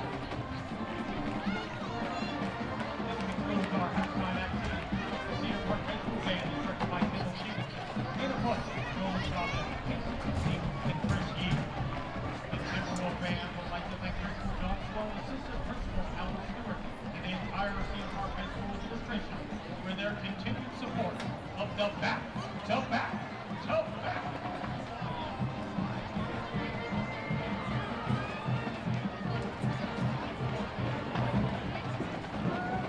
Their outstanding achievement in the BOA Championship and wishes them the best of luck throughout their 2021 competitive season.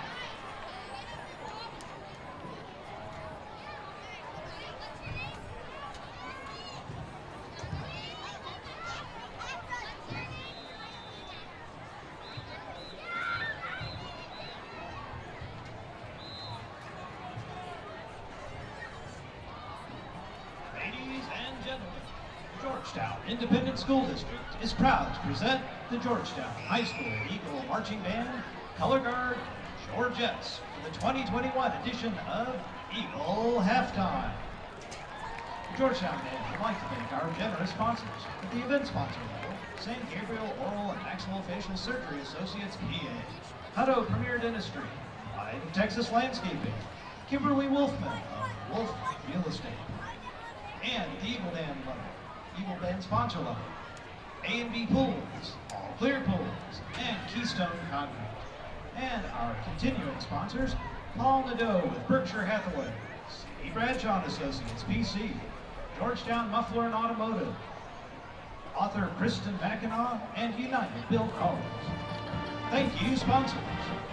The Georgettes would like to thank their 21-22 Platinum sponsors: Georgetown Woodworks, Lindell Chevron, Lone Star Carpet, McCoy's Building Supply, and Bureau. Now, it's with the greatest pleasure that I introduce to you the award-winning Sweethearts of Georgetown, the Georgettes.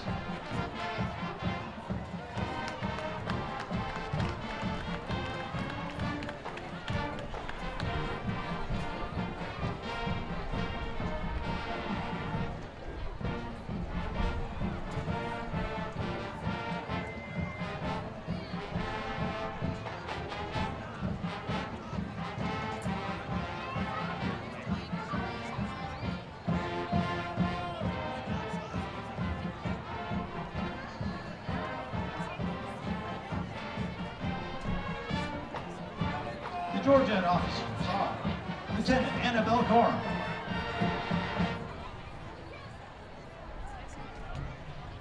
the Georgette officers are Lieutenant Annabelle Gorham, Lieutenant Anna Dorr, First Lieutenant Stephanie Braganza, and your 21-22 Georgette Captain, Miss Anna Kate Seaback. Social of the Week is Marissa Zavala. Officer's Choice of the Week is Shelby Johnson. And the Georgette of the Week is Reese Bradford. The Georgettes would like to dedicate this performance to their manager, Molly Risto. Thank you, Molly, for always coming into practice, willing to work, organize, and help out wherever needed. You are great, and we couldn't be as organized without you. And now, watch the Georgettes and their very special guests, the Junior Jets, as they perform a streamer jazz routine to this classic Elton John song, I'm Still Standing.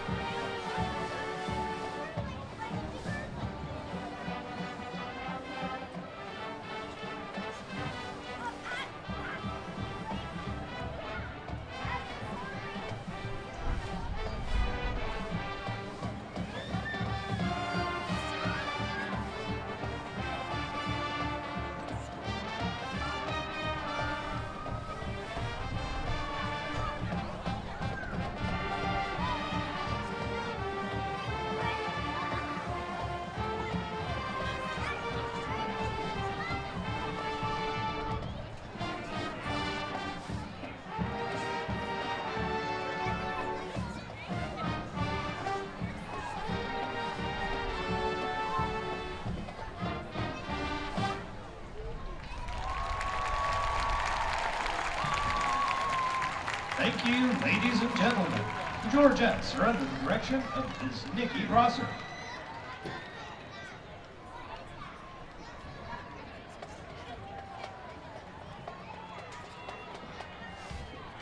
The band is led on the field by drum majors Austin Novosad, Ben Crowley, and Sydney Harbers. Your 21-22 color guard captain is Maggie Lowe. Lieutenant is Laura Kettlewell. Sergeant is Brandon Bryce. Social officers are Amelia Watson and Nina Kano. Officer's choice is Betty Floyd. Color guard member of the week is Shaylin Walsh. Brass member of the week is Ava Lester. Woodwind member of the week is Kelsey Reed. Battery member of the week is Angel Valdez.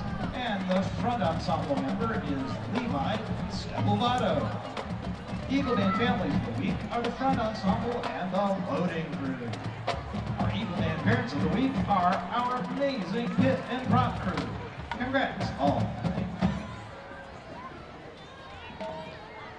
Last Saturday, the Eagle Band and Color Guard traveled to McAllen, Texas for the Bands of America Southwest Regional Championship.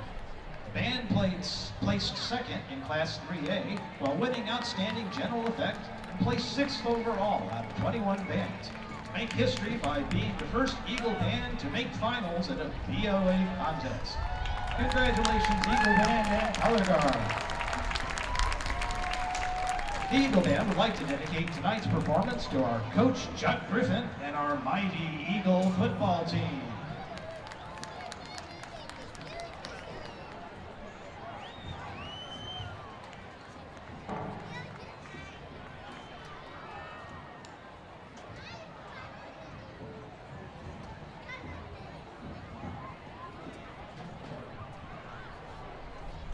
Electricity.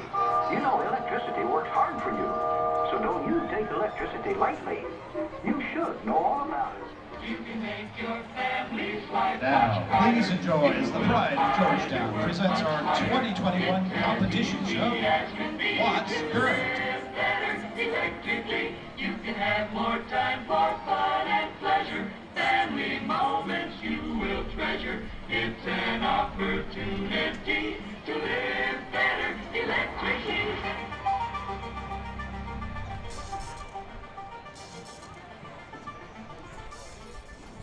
Keep enjoying the halftime show by the Georgetown Marching Band. We're going to come back and give some stats, some updates, scores around the area here on SHN Sports coverage of Georgetown Eagle football. Dave, the time of possessions you've got to love for Georgetown. The first touchdown drive was 5 minutes, 27 seconds, and these are all Georgetown Eagle Football Booster scoring drive summaries. We appreciate the Football Booster Club. They are so helpful and so kind to us. And Reg McConnell, the president, and the board, they're just wonderful to deal with, and we've been very supported by them, and we do appreciate them. But the Georgetown Eagle Football Booster drive summaries brought here tonight. 5 minutes, 27 seconds. It's a 89-yard drive, started at the own 11, and it ended on a 17-yard touchdown pass from Harson. I'm going to get it right in just a second. Darson Herman to Marquise Dominguez on a beautiful one-handed catch in the end zone. What a play by Dominguez, but don't forget that name as he started it off. The extra point put on by Carson Sauceda, 7-0. Cedar Park got the ball back and went 54 seconds, one play. Started on their own 26, but a fumble caused by A.J. Bradshaw.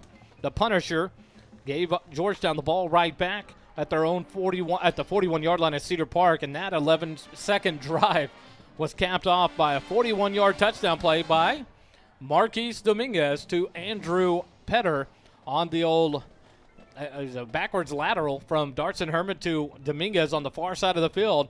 And he hung it up for Petter, who carried it in from about the 25-yard line after making the catch. The Eagles went up 14-0 on the Carson Sauceda extra point. Cedar Park responds with a 57-second drive that started on their own 26-yard line, capped off by a touchdown, 41-yard touchdown pass from Pell to Marshall. and it cut the lead to 14-7. Georgetown responds quickly with a 4-minute, 3-second drive, a 75-yard touchdown drive, capped off by a 3-yard pass from Darson Herman to Devin Ross, and Carson Sauceda with another extra point to make it 21-7. Cedar Park got the ball back.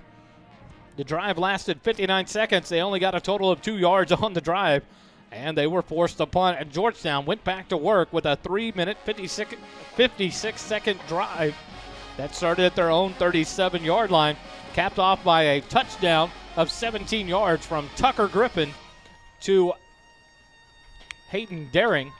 Tucker Griffin was holding for the extra point, or the 3-point field goal attempt by Carson Sauceda.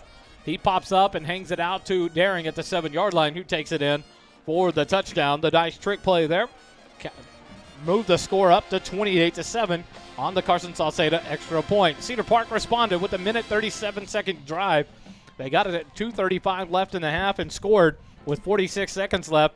Started at their own 37-yard line, and it was capped off by a 7-yard touchdown run by Adams to get it to 28-15 after a 2-point conversion. The time of possession, though, Dave, is what you can't fathom how much better it could have been for Georgetown. The touchdown drive, 5:27. The touchdown drive, 4:03. The touchdown drive, 3:56. They took their time. Now, they had the quick strike, 11-second play, one play, but that was, man, what about that? The change of momentum off the fumble, the quick strike, the one-play drive, and we sit here at a 13-point lead at half. Yeah, you're forcing Cedar Park into to making trick plays, and they're not. That's not something we normally see out of them. Real quick around district. What are we looking at? District Region 3, District 11. Last night, Anderson Trojans defeated Pflugerville Panthers in Austin, 38-27. Manor, all teams are at the half right now. Out in Leander, Manor is in the lead, 14-13 over Leander Lions. And in Pflugerville, Weiss is up 21-7 over Hendrickson Hawks. And then let's go back around the area and look at some of these other games. And, of course, here at the half, Georgetown is leading 28-15. Some other games of interest. Eastview is leading Elgin 35-0 at the half. And let's see some other teams of interest here. Westlake over Del Valle 28-0. That's no surprise there. And a shout out to Rob out there in Huntsville. The number 8 Huntsville Hornets are leading Rudder. Not a whole lot of Huntsville fans, I'm sure, here, but Rob, one of the OGs, been calling the Georgetown, who's the voice of Georgetown football for so long. So those are some of your scores around the area.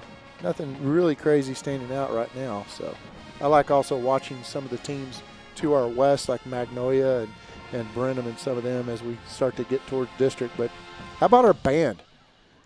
What an amazing performance by them. They always do such a great job. Tell you what, Cedar Park was impressive. Their band was fun to watch.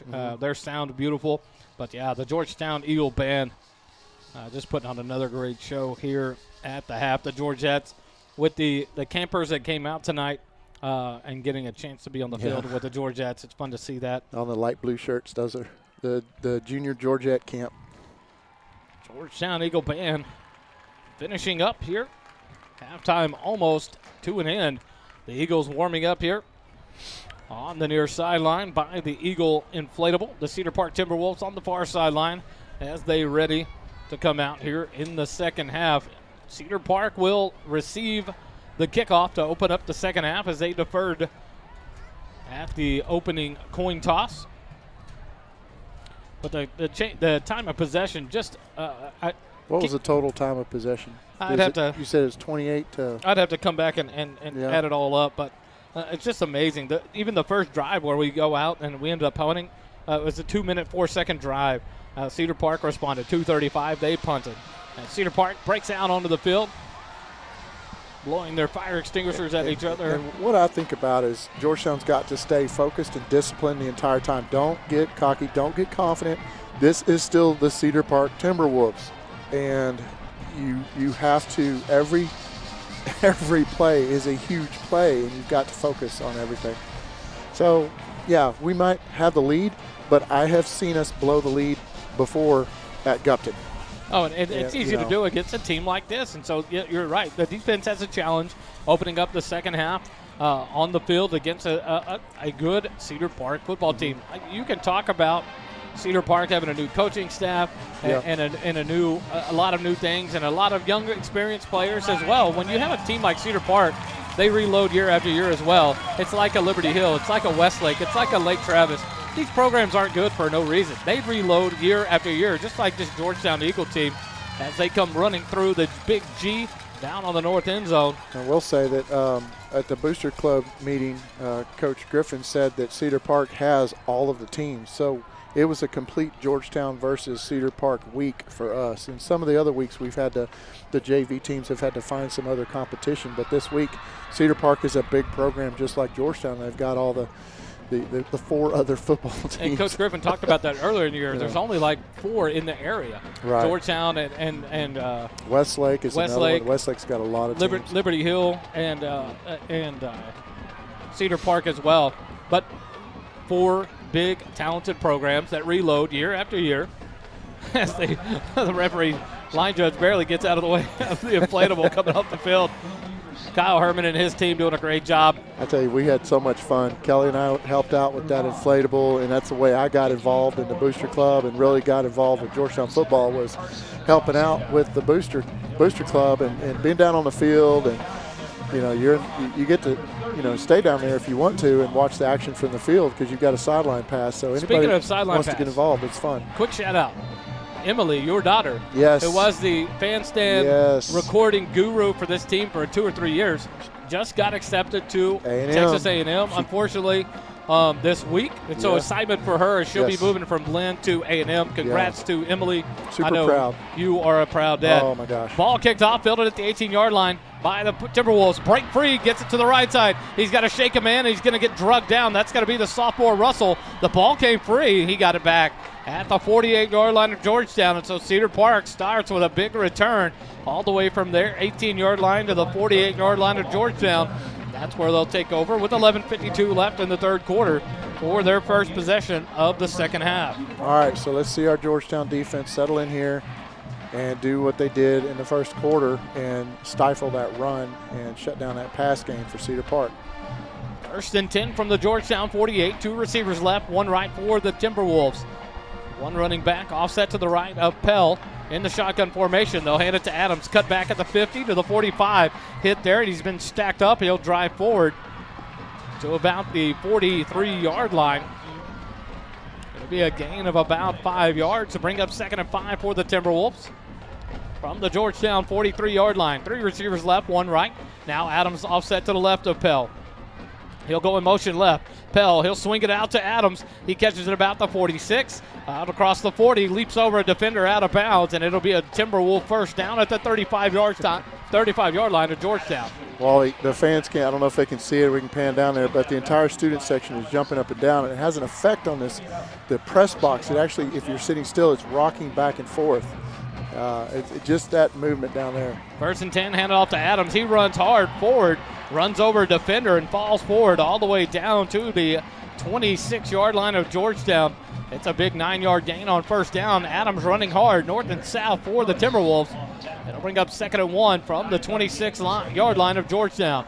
Adams offset to the right side of Pell. The receiver Edwards in motion from the right side. They'll stack it up 3 men on the left. Pell gets the snap back. He looks to the left side looking to throw. Now he's going to scramble to the right, sets it up, throws across to the end zone. Triple coverage, and the reception is made in the end zone for the touchdown. How do you let a man get a ball for a touchdown when you're covered by 3 defenders?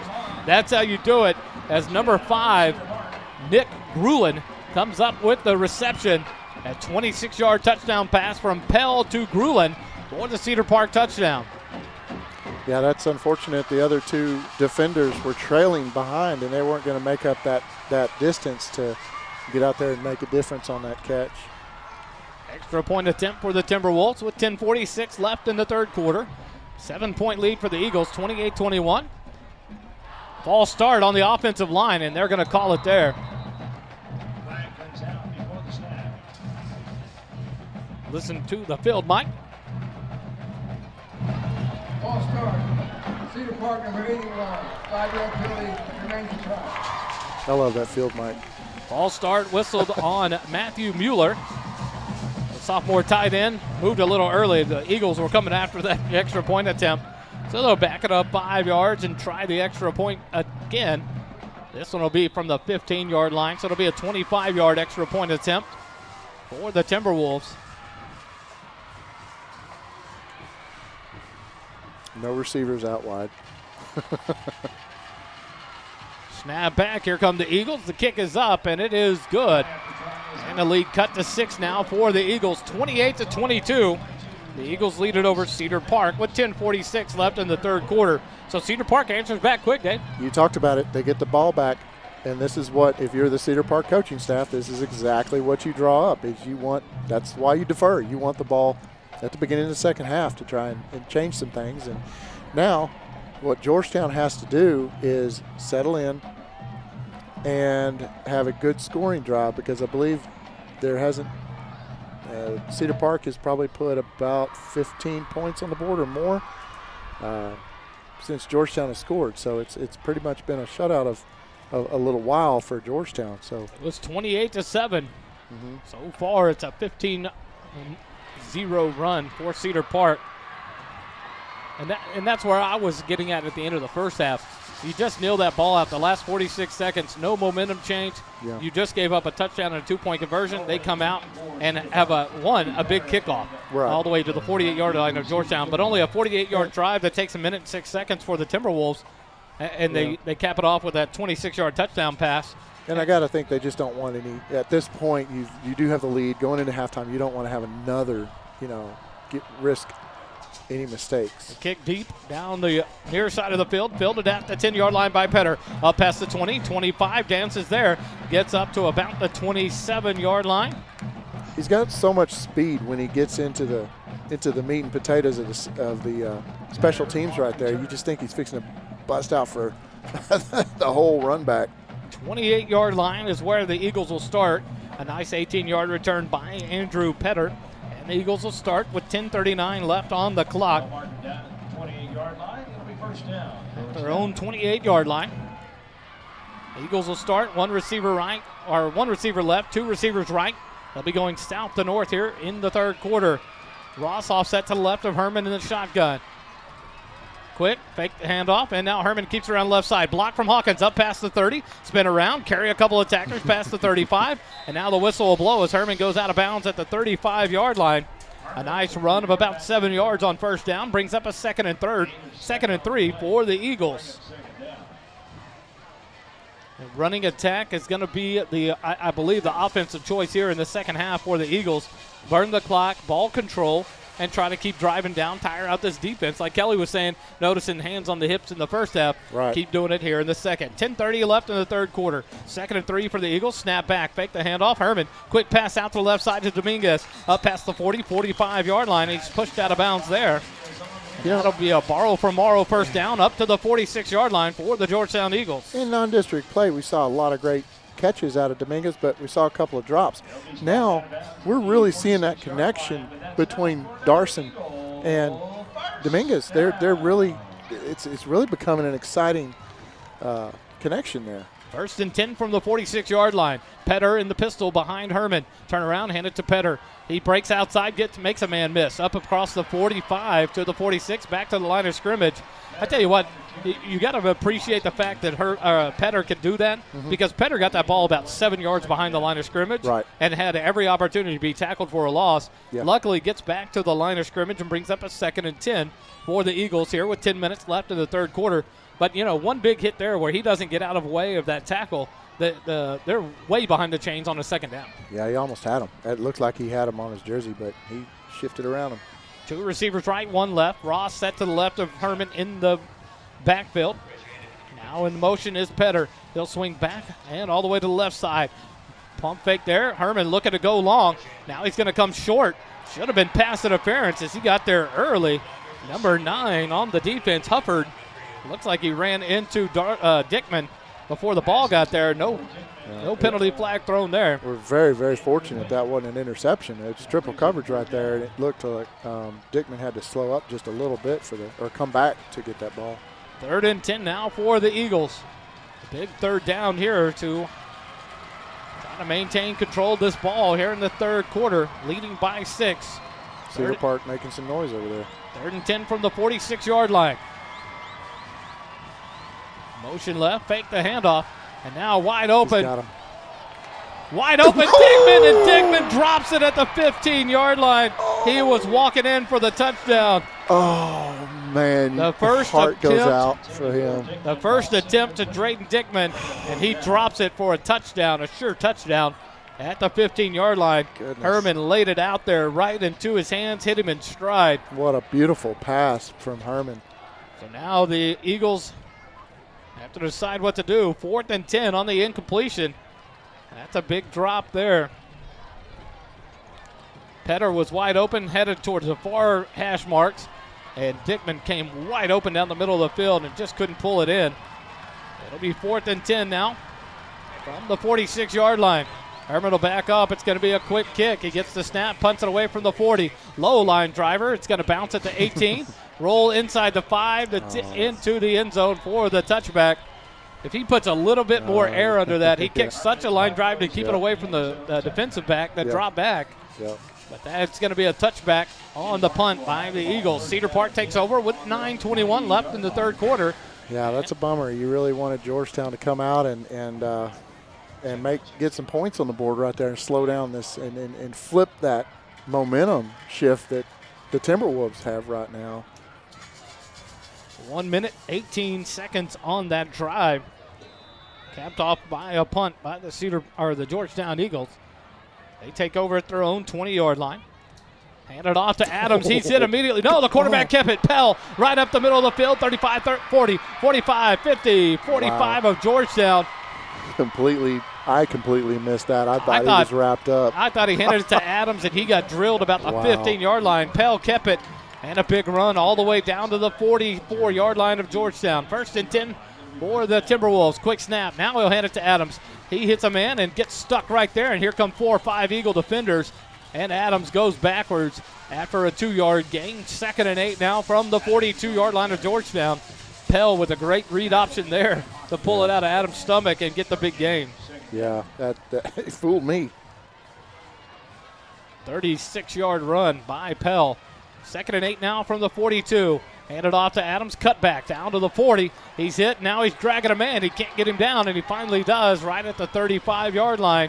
Adams running strong. Senior running back Kevin Adams. Well, see what he is listed for Cedar Park.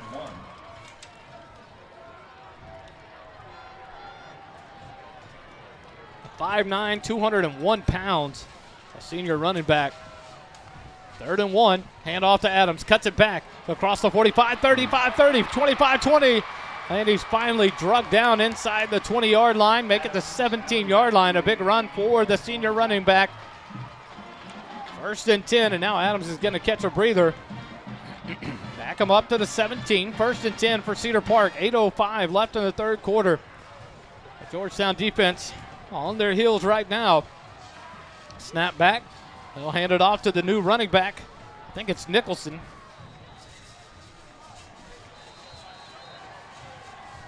Like you said, is getting a little chippy earlier. A couple of little minor skirmishes there.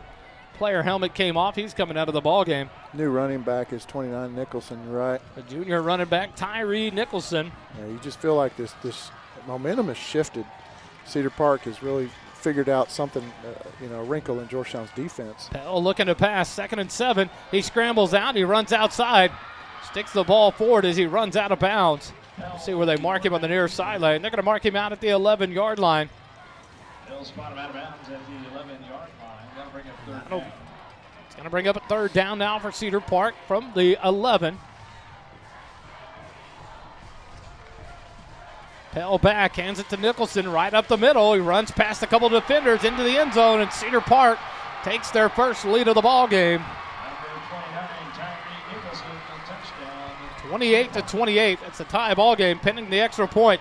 Quickly into the swinging gate formation We'll see if they go for it again. And now they're going to come off. They'll take the extra point attempt with 7:31 left in the third quarter. A minute 50 seconds on the drive. 80-yard drive and no time flat. Capped off by 11-yard touchdown run by Nicholson. Low snap. They get it down. The kick is up, and it's good. And Cedar Park with their first lead with 7:31 left in the ballgame, 29-28. A tell of two halves right now, Dave. Right. Yeah, and how important was that last drive, and how important is this next drive coming up? They have got to convert and get some points on the board and slow down this Cedar Park team right now and slow down that. Give the defense a chance to get a little bit of a breather. You know, sit over there with Coach Pat, chat about a few things, and yeah. So 2 drives on the offensive side for Cedar Park here in the second half, totaling 128 yards in 2 minutes 56 seconds, and a total of 14 points. You're just seeing some missed tackles, where you know we were getting them at the line earlier. Now if they get past that line, you're just kind of seeing some missed tackles there. It's like they've changed some of that defense to cut down the passing game, and now Cedar Park back to running, and the middle kind of being gashed there by Adams and Nicholson. Right. Now Cedar Park will kick off with 7:31 left in the third quarter and a 1-point lead for Cedar Park, their first lead of the ball game. And as we've seen before, Georgetown does not need a halftime to make adjustments. They did it in Copper's Cove. Absolutely. Kickoff getting ready for Cedar Park, back deep for the Eagles. 2 receivers at the 10. The ball kicked down the far side. Fair catch signal for it, taken at the 5-yard line. So it'll be 1st and 10 for the Eagles. Marquise Dominguez fair catches that. And Petter returning the ball when he gets it. Every time Dominguez yet to return one. I don't know if he's hesitant once he catches it. But Dickman not back for the kicks today, which is an odd thing that we haven't seen all season. Yeah, I would love to see him take a chance. But, you know, he's back there on the 5-yard line. It still does come out to the 25. So, you know, he sees something in the coverage coming down the field, and he makes that decision. And, you know, we trust him. 1st and 10 from the 25. Eagles have the ball. Petter offset to the left of Herman in the backfield. Herman will keep it around to the left side. Good blocking there. Finds a hole up past the 25 to the 30, and then driven back there. He's stopped after a 5-yard gain. It'll bring up 2nd and 5. And that's what you've got to have now, ball control, and make forward progress on 1st down. Right. Don't get yourself in 2nd and 3rd, long 3rd downs. And we certainly, well, I'm not going to jinx it. But now the coaches, you see the team taking their time, getting the play. They kind of huddle up the line. 4 receivers right, 1 left. Herman all alone in the backfield. In the shotgun, he stands at the 25 on the near side hash mark. 6:50 left in the third quarter. Herman gets a snap back. Look at a pass. He's going to go to the outside. He's got a receiver wide open on the right side. Up past the 35, past the 1st down marker. Taken down, it looks like, about the 37-yard line. It's a borrow from Morrow 1st down for the Eagles. He'll mark him down at the 36-yard line. Nice gain there of about 6 yards for the Eagles. I'd like to give credit to the offensive line. I'm sure if Kelly was here, he would be as well. You know, Darson has had really good protection most of the night. And made great decisions when it broke down to scramble with the ball. 1st and 10, 6:25 left in the third quarter from the 36-yard line. 2 running backs in the backfield. Herman takes it back, drops back. He's going to go across the middle. And, that's got to be a flag. And there it comes from the back referee. A hand around the side as looked like Dickman was coming across for that reception. That's going to be a 15-yard penalty of pass interference on Cedar Park. I think they're going to call it on number 34, Ethan Becker. Number 17, George Wheeler called there. The way 34 hopped up, I thought it was him. But nonetheless, it's a big penalty up to the 49-yard line of Georgetown. Morrow for Morrow, 1st down for the Eagles. 6:13 left in the third quarter. Running back offset to the right side of Herman in the backfield. 2 receivers left, 1 right. Fake the handoff. Go to the right. Herman around the right side, 45-40. Runs over a defender past the 35. Darson Herman lowered the shoulder and ran over defensive back for Cedar Park. Another borrow from Morrow first down. That design run as he followed Hawkins around the right side. Got a good block from Mr. Hawkins there. When you were interviewing him, he said the coaches want him to not go out of bounds as much and go ahead and take a hit. Boy, he laid a hit there. And they needed that first down. Tyler Hawkins with a great block there to lead the quarterback Herman to a big gain. 1st and 10 from the 33-yard line of Cedar Park. Man in motion to the left. Fake the handoff and back to the right side. Herman makes a man miss, gets past the line of scrimmage up to the 30-yard line, a gain of 3 on first down, which is very lucky as he got hit in the backfield. But the big, strong Herman gets out of that tackle and gets around the end for a gain of about 4. Well, make it 3 up to the 30. So it'll be 2nd and 7 now from the Cedar Park 30-yard line. Yeah, he's just too hard to tackle. You're not going to arm tackle him. No. 3 receivers left, 1 right. Herman alone in the backfield. Stands on the 35. Shotgun snap. If they played that and worked on that hard count, I love it. Almost every time you would get a man dropping off sides for Cedar Park. Seosin used to do that all the time a couple of years ago, and it was fun because he had a really good hard count. And at least every game he was good for at least 1 or 2 of them, and it's 5 yards, you know. Oh, and you get a free play if you can get it. Right. It'd be quick snap. Coach Quintero for Cedar Park calls his first time out of the second half. He wants to slow things down and give his defense a rest as the Eagles on the move down to the 30-yard line of Cedar Park. The way Darson is running, it reminds me of the young man that went to North Carolina. Was a wide receiver for Georgetown, number 15, Bo Corrales. They called him Big Bo. And he normally had about 6 or 7 football players hanging on him. They couldn't bring him down. And that's the way Darson is running right now.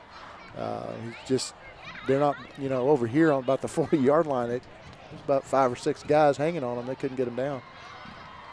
2nd and 7. The Eagles have it from the 30-yard line of Cedar Park. Coming out of the timeout, the first of the half for Coach Quintero and the Cedar Park Timberwolves. 5:32 left in the third quarter. 29-28. Cedar Park leads it by 1. 3 receivers left, 1 right for the Eagles. Herman alone in the backfield in the shotgun. Looks back at the sideline, gets the play. 10 seconds left on the play clock. Herman ready, and he'll get the snap. And he's going to run left with it. He gets outside, makes a man miss. Up past the 30, 25, 20. Runs over 2 guys, drags 1. And he's all the way down past the 15 into the Smoothie King red zone. And another borrow from Morrow first down at the 13-yard line of Cedar Park. If they haven't already been doing it, this forces Cedar Park to have a spy. And that takes 1 guy away from their defense and opens things up, I believe. 1st and 10 from the 13-yard line. Darson Herman doing all the running here in this drive for the Eagles. Started back at their own 25-yard line. Now up to the 13 of Cedar Park. 2 receivers right, 1 left. Running back off to the right side of Herman. Fake the handoff. He's going to roll out, throw on the run. He's hit, has to get rid of it early. Number 42. Yeah, that Reed Vines. That pressure by Vines, just he wasn't able to plant his feet and get a good pass out there to, who's that, Dominguez? First down. Incomplete pass brings up a 2nd and 10 from the Cedar Park 13. But a good job of Darson to get rid of the ball and not take a sack there as Hines broke through. Smart play there by your senior quarterback. 3 receivers right, 1 left for the Eagles. Herman, hard count, now looks towards the sideline, calls out the play. Get the snap back. He's going to drop back the pass, swing it out. 10-yard line to catch bait. Cut back to the inside. Dives down all the way down to about the 7-yard line. I like how Dickman dove forward there and set us up for a reasonable 3rd down. And a good job there of Dickman to go that pass for the reception, his first of the night. And it brings up a 3rd and 4, manageable from the 7-yard line. The Eagles have to get down to the 4-yard line of Cedar Park for a first down. I think I just saw a defensive player yawning on the sideline. That's good. The Eagles got the ball at 7:31 to start. Now under 4:15 in the third quarter. 3 receivers left, 1 right. Herman gets a shotgun snap, fakes the handoff, looking to go to the corner, throws it, but it's low, uncatchable there by Dickman as he dove down to catch it. Dickman's so fast that he just had to hit the brakes and slow down, and just a little too slow. And here comes the field goal team. Carson Sauceda, the senior kicker, the commit to Bethel College in Kansas, comes on to attempt the field goal for the Eagles. Tucker Griffin sets up at the 14-yard line. So it'll be a 24-yard field goal attempt for Carson Sauceda. Snap back, hold down. The kick is up. A low line drive. And he knocks it through. Carson Sauceda knocks through the field goal, and the Eagles take the lead back 31-29 with 4:04 left in the third quarter.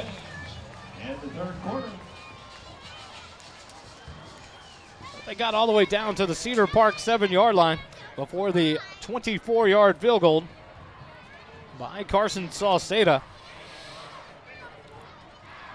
Back in the lead. Now the defense make those adjustments.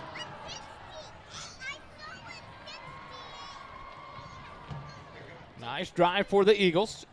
The Georgetown Eagle Football Booster Club scoring drive summary. 3 minutes, 27 seconds come off the clock.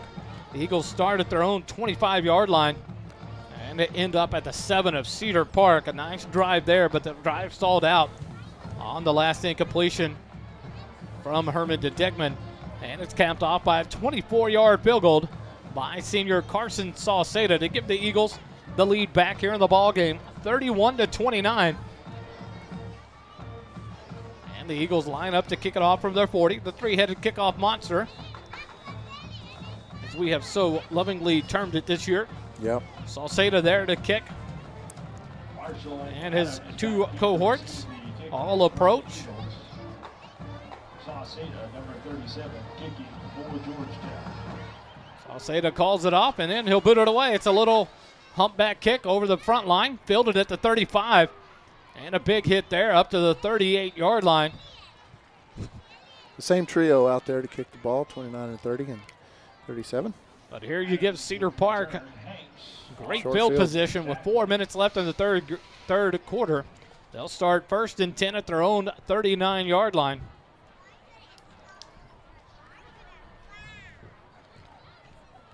A lot of kids out there having fun. You can hear them on our field mic, crowd mic. Hear it on the crowd mic as they're talking it up. Love hearing the band in the background. Yeah. Kids cheering, the paddles slapping against the near boards here by the student section. 1st and 10, 3 receivers right, left, none right. Turn around, hand it off to Adams across the 40, 45, and he's finally hit about the 48, gets across midfield. A Cedar Park first down into Georgetown territory at the 48-yard line. We've got to button that up. Getting 12 yards on a first down run, we've got to. And, give credit to Cedar Park. Their O-line is creating those running lanes. And number 2, Adams is just having his way right now with the run game. 1st and 10 from the Georgetown 48. Adams again. There now he's hit at the line. Not only to the defensive lineman, I think that was Carson Guido. Yeah, big fella. Kind of hard to miss. You don't really even need binoculars to he find wraps number up 15. Adams while the offensive lineman's still trying to tackle him. What a play there by Guido. A gain of 1 for Adams. 2nd and 9 now for Cedar Park. Fake it. Pell back to pass. He's looking across. He heaves it deep. They get tangled up, and they're going to call pass interference on the Eagles. I think that might have been maybe even a holding or something on Georgetown's number 24. They're going to call it on Gabriel DeNova. Georgetown number 4, 15. It was not on number 4. It was on number 24. Yeah. So it'll be a 1st and 10. Pass interference, and they got their feet tangled up. It wasn't anything with hands. Right. And when he changed your route in the middle of it and the defensive back's turning, kind of a bad break there for the Eagles. 1st and 10 for Cedar Park in the Georgetown 32. Pell keeps it around the right side. He gets around the end, tries to get outside, and he does. Down to the sideline, he cuts it out all the way past the 10, 5. But he'll be whistled out of bounds short of the touchdown. He's a shifty runner. Shifty he's and good on his feet. He's and a very lightweight. hidden quick. Yeah. Pell gets all the way down to the 1. It'll be 1st and goal for Cedar Park. Quickly back on the line. But now here comes a substitute in, and now he's going to come back off. That's got to be up. That's not a false substitution there. And Adams takes it right up the middle, sticks the ball across, and it's good. Cedar Park waste no time. 1 minute and 3 seconds on the drive. They score the touchdown, and they take the lead back here in the ballgame, 35-31. Now, we've got 2:57 remaining in the third. Let's see Georgetown put together a quick drive and get the lead back. And this game may come down to some critical mistakes. If it's back and forth like this in the fourth quarter, who makes the bigger mistake? Extra point attempt from Cedar Park. The snap back, the hold's down. The kick is up and away. It is good. Cedar Park takes a 5-point lead, 36-31. Dave, the one thing that cannot happen is the Eagles cannot keep exchanging field goals for touchdowns. Right now, they are being outscored here in the second half, 21-3. And so a totally different turn from the first half. Right. Cedar Park has scored 21-3, outscored the Eagles 21-3 since it was 28-7. And so this defense has been all kinds of pressure put on them. They're the ones having to try to now get their rest. This offense has got to burn some more time off this clock, slow things down. Right. Cedar Park wasting no time in scoring. All 3 play drives have been touchdown drives have been under 2 minutes in possession time. Right. And seeing Georgetown, if they could burn this 2:57, go into the fourth quarter, if they could get a 7-minute drive, go ahead, lead, and then get the ball back at least 1 or 2 more times. 2:57 left here in the third quarter, 36-31. Cedar Park leads it over Georgetown. They set the kickoff. Dominguez and Petter deep to receive for the Eagles. Back about Petter at the 10-yard line. Dominguez about the 12. 61-yard touchdown drive for the Cedar Park Timberwolves. The low line drive kick. It'll bounce into the end zone as Dominguez lets it go past him. It'll be a touchback. And the Eagles will take over. At 2:57 left in the third quarter at their own 25-yard line.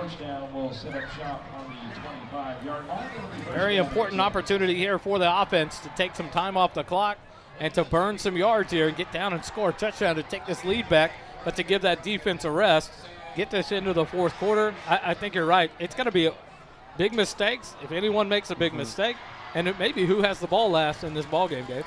Yeah, and looking at how they've been running against Cedar Park, they really haven't been running up the middle because of that D line for Cedar Park. They've got some experience there, so they're running these plays out around to the outside. And off to Petter. Cuts it back across the 25. 26-yard line, 27. They're going to spot him at the 27, a gain of 2. On first down, I'll bring up a 2nd and 8 from the 27-yard line. You still got a set of fresh legs. Number 9, Kalen David Mossy on the sideline. He's been coming in the fourth quarter and getting some bruising running going on. And we have not seen the Moose at all. Petter offset to the right side of Herman. He'll take the shotgun snap, pitch it out to Dickman, cutting around across the 25, 30, breaks across the outside to the 35, now up to about the 37, 38-yard line. A borrow for Morrow first down on the big pitch play to Drayton Dickman. What a way to get the ball into the speedy man's hands. That's the third time they've run that play in Cedar Park. It's been a first down, I believe, each time. Cedar Park really struggles to stop that one. Love to see him get the ball in the hands of your speedy guy, Drayton Dickman. 1st and 10 from the 38-yard line. Dickman back to the left side now. Herman fakes the handoff, keeps it. 35-40, 45, breaks it free across midfield. 45-40, 35-30. He's drugged down about the 25-yard line. A big run from Darson Herman from the 38 all the way up to the 25-yard line of Cedar Park. A borrow from Morrow, first down. What a good job of pulling that out and keeping it. And he puts us, I believe, officially in the Smoothie King red zone. At the 20-yard line, we'll get into the Smoothie King red zone. 1st and 10, the borrow from Morrow first down at the 25-yard line of Cedar Park. That's not where you were going with that. I wasn't. You gave me a lead in, and I went, squirrel. Three receivers left, 1 right. No one in the backfield with Herman. He'll take the shotgun snap at the 30-yard line. He drops back. Quick pass out the left side to Dickman. He is doubled up right there at the 25. Nice stop there. Number 6, Putney, on the stop as Dickman gets back to the line of scrimmage. Well, they sniffed that out. And I think a you've block gotta- got missed there too as well. Yeah, you've just got to get if you got Dickman open in open field, his speed is his advantage. But there's a setup right there that you drop it back for the screen real quick, and the next time he fakes that and then shoots down the sideline. Right. So you got to be working towards something there. 58 seconds left in the third quarter. 2 receivers right, 1 left. Pistol formation. Now Hawkins in motion to the left side. Ross back in, fake it. Now he's going to roll to the right. Herman, he's going to throw back to the left to the end zone. It's short, and it's batted away. Petter went up, but he was defended there as the defensive end gets up and shakes his finger. Yeah, double coverage. They were all going for it. Jump ball in the end zone. Good defense there by number 9 Hufford for the Timberwolves. You take a shot. But now 3rd and 10 from the 25-yard line. What do you draw up now? You want at least a good 3 or 4 yards minimum here before you put Salcedo out there. Right now it would be about a 42-yarder. So you want to get him 3 or 4 more yards to get him inside the 40-yard field goal if you're going to attempt that. 42 seconds left in the third quarter. 3 receivers right, 1 left. Herman alone in the backfield on the near side hash mark. And Coach Griffin gets the timeout right before the ball snapped. That'll be his first timeout of the half. 36-31, Cedar Park leads it over Georgetown. Timeout on the field for Georgetown. We'll take it with them back with more Eagle football on SHN Sports in just a moment.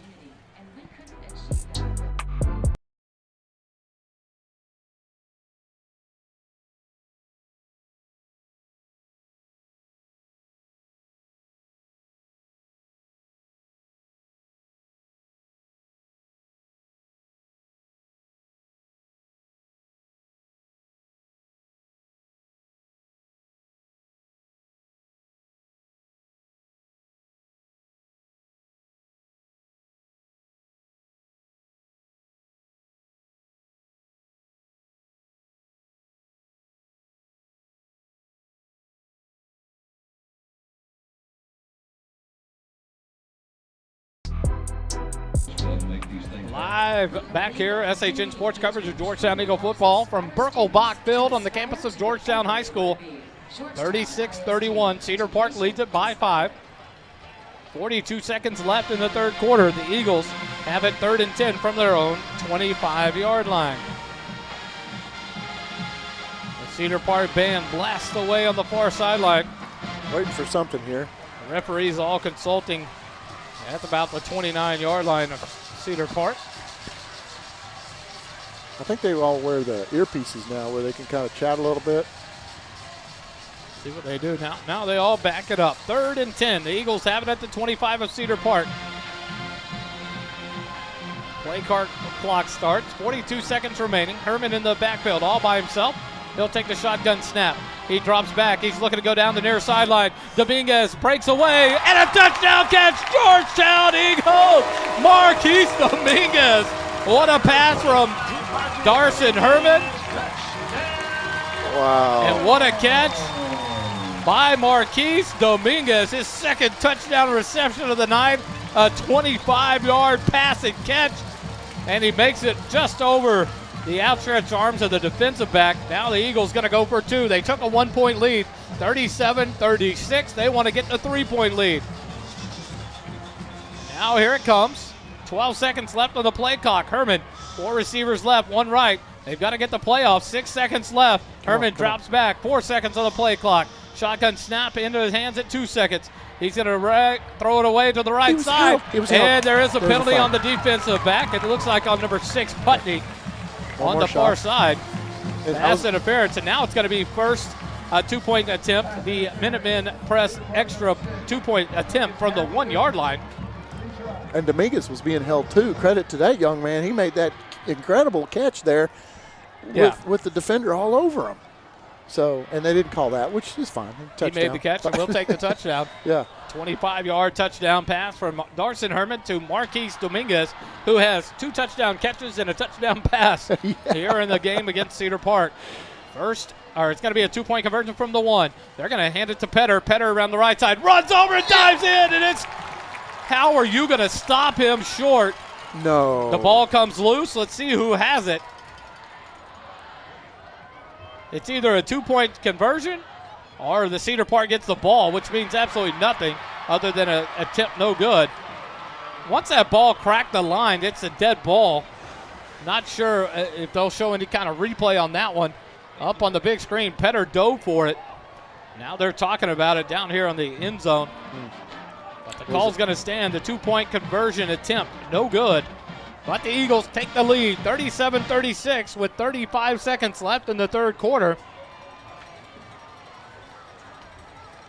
I'm looking at the big screen. I want to see this replay. I don't know if we'll be able to see it from the. I don't think they have any camera angles. They don't have a goal. I don't think they've got a goal line camera at the stadium like some of the NFL facilities, college facilities.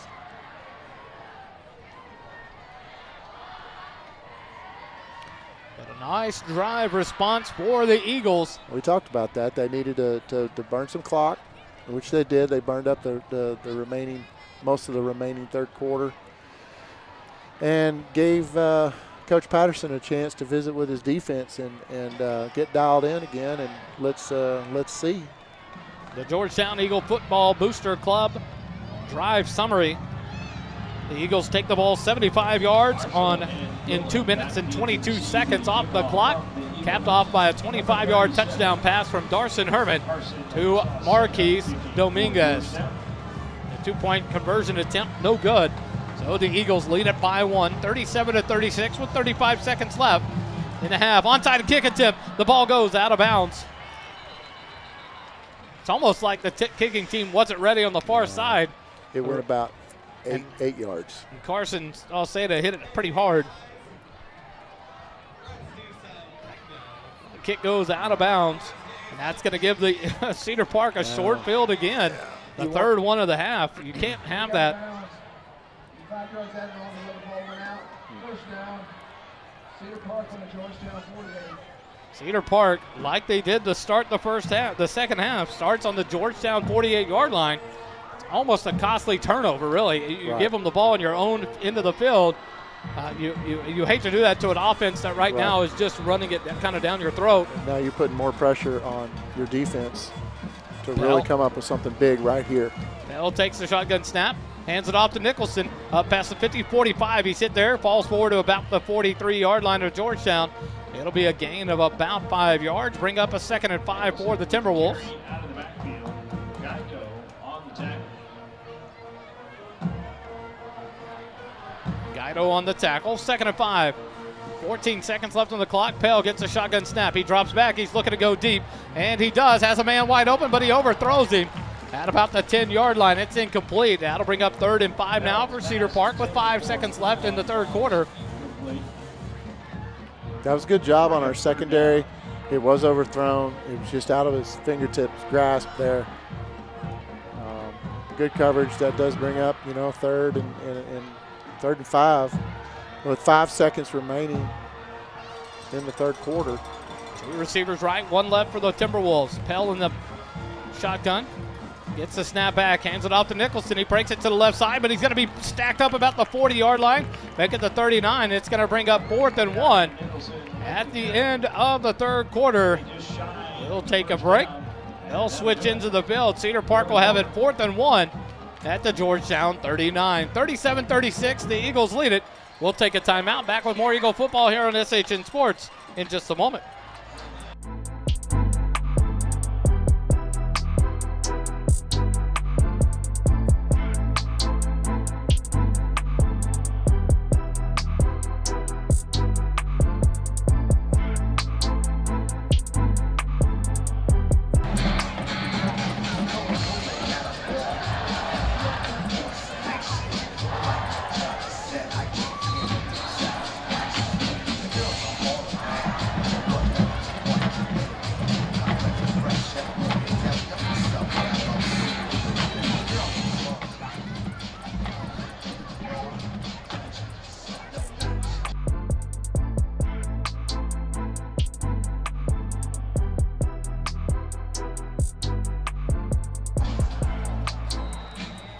Here on SHN Sports, 4th and 1 for Cedar Park at the 39-yard line of Georgetown. Pell in the shotgun formation. stack the box. He'll hand it off to Nicholson, drives straight ahead and runs all the way up to the 36-yard line, make it the 35-yard line. Cedar Park with another first down at the 36 of Georgetown. Reset the chains. We talked about it at the pregame early in the game. These fourth downs are important. Everybody's trying to get them. That extra down, you just want to take that shot. First and 10 from the 36-yard line. Pell's going to keep it around the left side across the 35. Gets to the outside. He's pushed out of bounds about the 30-yard line. Taken out of bounds by number 42. Pell has that deceptive speed once he gets to the outside. The senior quarterback. Now Nicholson comes up limping. He's going to run out on the far side for the Timberwolves.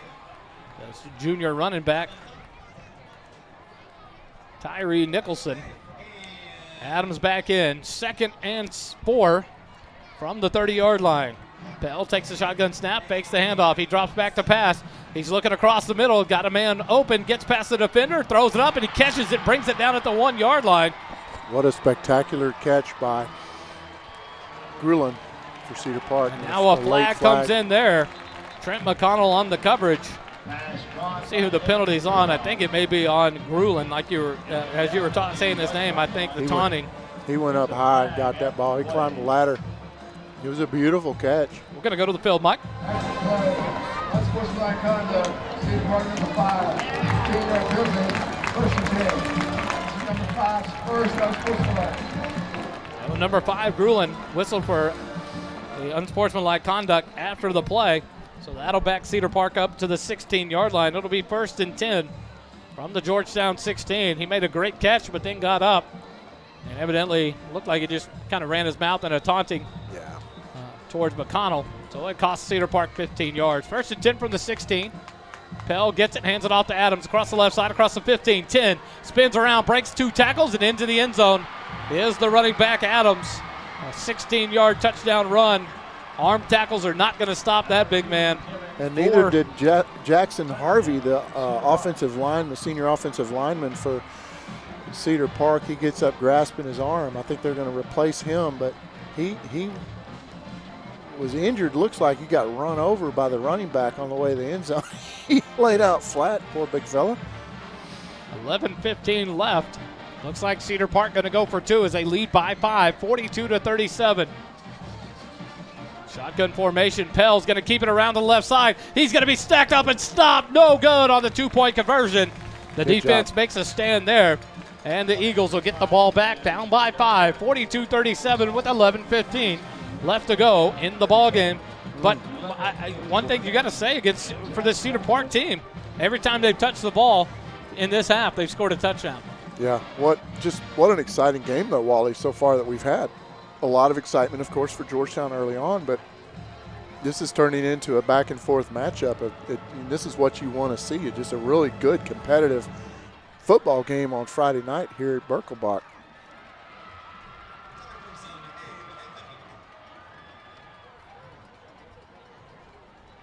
Short drive, under 2 minutes again for the Cedar Park offense. They're wasting no time. All the time coming off the clock due to the Georgetown offense taking their time. That drive right there, a minute and 10 seconds for Cedar Park. And they take a 5-point lead, 42-37.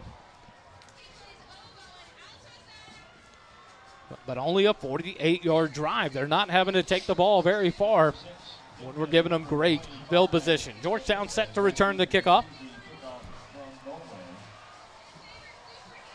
Kickoff comes into play. It's going to be right down the middle of the field. This one will go all the way back into the end zone. And now Dominguez is going to return this one 3 yards deep. Hit at the 10, breaks a tackle up to the 15, and that costs us 10 yards. The ball was over his head. He drifted back and catches that one. And so a lot of decisions you're questioning, taking chances. That's not the chance you want to take when we're fair catching it at the 10-yard line to take the touchback. And so that's a costly play there. Now the Eagles have a long 70 or 85-yard drive ahead of them to try to take the lead back. Yeah, more time for the defense to sit on the sidelines. As long as your offense can produce. That's the only problem when you give Cedar Park. As long as they convert and make it a nice, long, sustained drive. Yeah, you can afford to make those. 1st and 10 from the 15. Dickman Pitches it back to Petter around the inside, 15, or outside 15, 20, 25 up to the 30, but a penalty flag there. And this one may come back. See who it's called on here as Petter got all the way up to the 29-yard line. Looks like it's going to be a hold. Holding Georgetown number 52. So the holding called there on Nick Fisher, the senior offensive lineman. And that drops the Eagles further back at their own end of the field. And now it's going to be first. And see where they drop it back from the spot of the foul. Looks like it's going to be a 1st and 13 from the 12-yard line. So the Eagles, lots of work to do here. 1st and 13 from their own 12. Shotgun snap, handed to Ross. Nope, Herman keeps it. Cuts back across the 10. Gets up to the 14-yard line. Only a gain of 2. Brings up 2nd and 11. Manor has pulled away from Leander with 57 seconds left in the third quarter. Manor leads 28-20. Manor. And Eastview has defeated Elgin 47-0. Good job by the Eastview Patriots. Crosstown school here at Georgetown ISD. Get the win over the Elgin Wildcats. Man, that's a good win for Eastview over the Elgin Wildcats. What was that score? 47-0. Must have been a lot of running because it's only 9:22. A Liberty Hill special. Shotgun snap back to Herman. He's all alone. Looks to pass. His receiver stop, but he finds Marquise Dominguez up across the 25-30. A first down. A borrow from Morrow first down. A long pass from the near side hash mark all the way to the far sideline.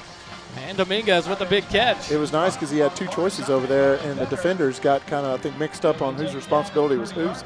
And the young man was wide open. 1st and 10 for the Eagles at the 30-yard line. 3 receivers right, 1 left. Herman all alone in the backfield. They'll look over, get the signal.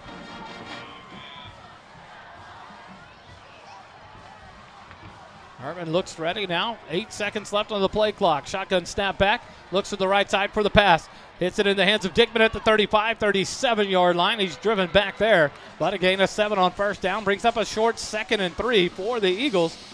You know, the quick release and getting it to Dickman as fast as you can is important because, again, you're counting on his speed, but if he gets hit, he's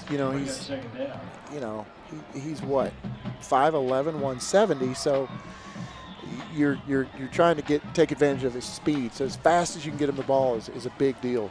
2 receivers right, 1 left. Now Ross offset to the right side of Herman in the backfield. Shotgun snap on 2nd and 3. Fake it, keep it. Herman to the right side. Cuts it back at the 40. Hits a defender, runs past him to the 41. Make it the 42. We'll see where they spot him. But it's going to be enough for a borrow from Morrow first down for the Eagles. The clock still ticks. 8:45 left on the clock. It stops here as they set the change, but it'll start running here in a minute. There it goes. The Eagles have the ball 1st and 10 at their own 41-yard line. A good run there by the quarterback, Darson Herman. 2 receivers left, 1 right now. Pistol formation, and Ross back behind Herman in the backfield. Turn around, hand it to Ross. He'll come to the right side across the 40. Drives forward up to the 44-yard line. Make it the 43. That was kind of a bad spot. His head was laying up almost now at the 45. Right. Only going to give him 2 yards on that gain up to the 43. So it'll be 2nd and 8 now for the Eagles. Clock running. 8:10 left in the ball game. 42-37, Cedar Park by 5. 3 receivers left, none right. Pistol formation. Now Ross offset to the right side of Herman in the shotgun. On the near side hash, snap back, fake it. Herman keeps it across the right side. Dives forward up across the 45-yard line. Taken down there. Now brings up a long 3rd and 6 now for the Eagles at their own 45-yard line. I'll tell you what, Darson is putting in some work tonight. He has been using his legs. This is the most we've seen him run all season. And nice short runs, some big gains here and there. It helps. What the runs we're seeing usually all year has been the 51-yard breakout run, the 61-yard touchdown run. Yeah. But doing a lot of good job of keeping the ball in certain place today.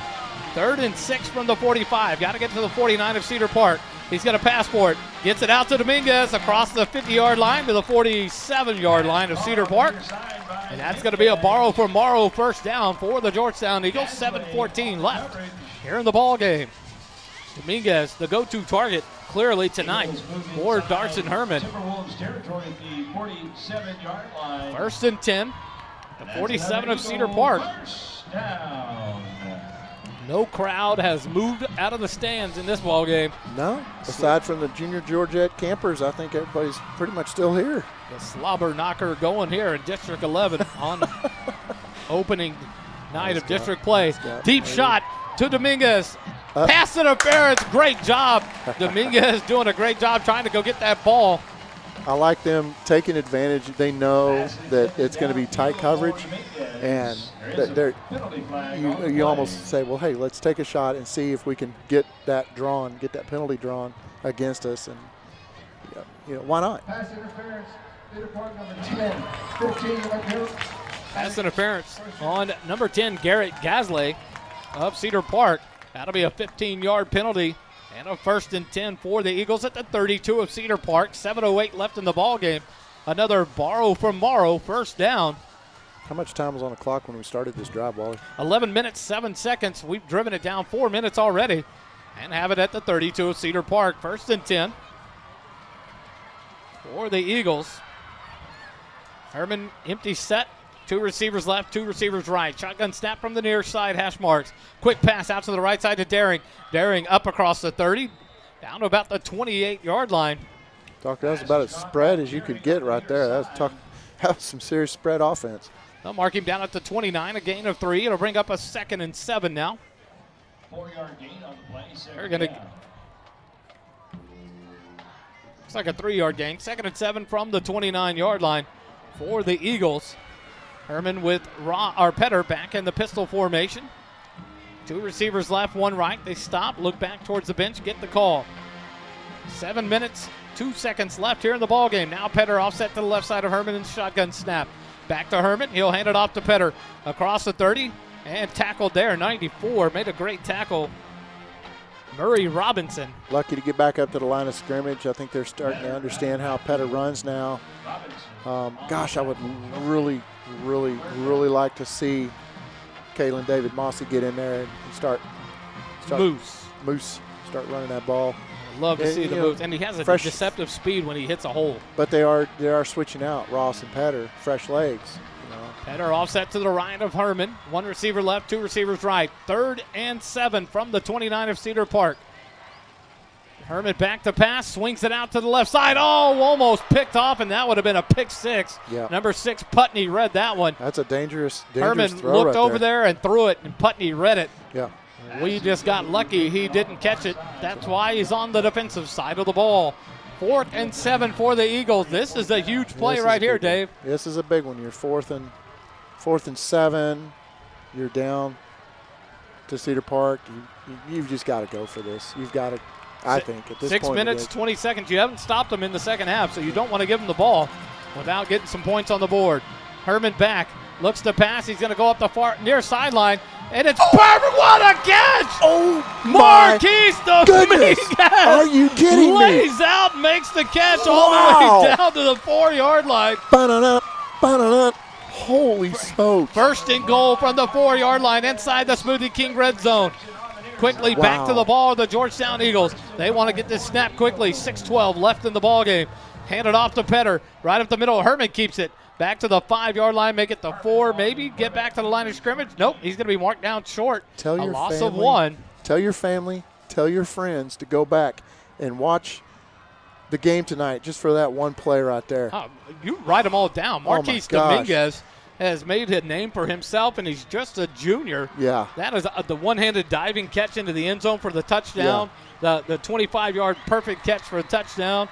Throwing a touchdown. On a 4th and 6th, he lands a 4th and 7. Yeah. He dives and lays out and makes a catch. Eagle fight never dies. 5:25 left here in the ball game. Fake the handoff. Herman keeps it left side. Touchdown! I love it. Georgetown Eagles. Flag. And now a flag here. The lights go crazy, but they're going to have to hold off here. Holding Georgetown number 50. Holding penalty whistled on number 50, Weisheimer. Jacob Weisheimer, the sophomore offensive lineman, whistled for the hold. Goodness. That'll back up the Eagles. 2nd and goal now from the 14, or from the 15-yard line, a 10-yard penalty. So 2nd and goal from the 15, 5:20 left here in the ball game. This drive right at 6 minutes now for the Eagles, burning the clock down. With 9 minutes to go in the fourth quarter, Liberty Hill is beating Crockett 62-0. That tough district they're in. Hand off to Petter across the right side. He gets to the outside. 15 now down to the 10-yard line where he's driven out of bounds. So to 3rd and goal from the 10 in the Smoothie King red zone. They're going to mark him down at the 9-yard line. So 3rd and goal from the 9. So the Eagles have 2 plays here to get it into the end zone to take the lead. 5:13 left here in the ball game. 42-37. Cedar Park leads it over Georgetown.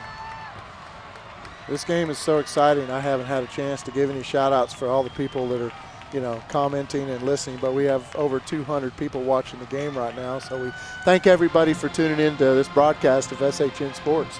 3 receivers left, 1 right. Herman gets a shotgun snap. He's going to go to the end zone. Hits on a crossing route. The catch made right at the 3-yard line. So a nice 6-yard gain brings up 4th and goal from the 3. Another huge 4th down play. 5 minutes to go in this ball game, and you have to get this touchdown. Drayton Dickman with the catch there. And this stadium is fixing to start making some noise, folks. You can feel it up here. 4th and goal from the 3. 3 receivers right, 1 left. Now in motion, one of the receivers. Offsides on the defense, I believe, maybe. They're going to call Number a false 34. start. No. Cedar Park's excited about that. Another Dominguez really wanted to get out there a little early and catch that ball. pre-snap penalty on the Eagles. This one big as it makes it 4th and goal from the 8-yard line now. Eagles have to get into the end zone on this play. 4:37 left in the ball game. A 5-point lead for Cedar Park. More room for a fade in the end zone, All right. Surprisingly, they pulled Marquise Dominguez off the field on 4th and goal from the 8. Eagles have it. And in motion, Herman takes a shotgun snap, fakes the handoff. He's looking for the end zone. He's going to float it back to the corner. Lays out. No good. It's incomplete. Goodness.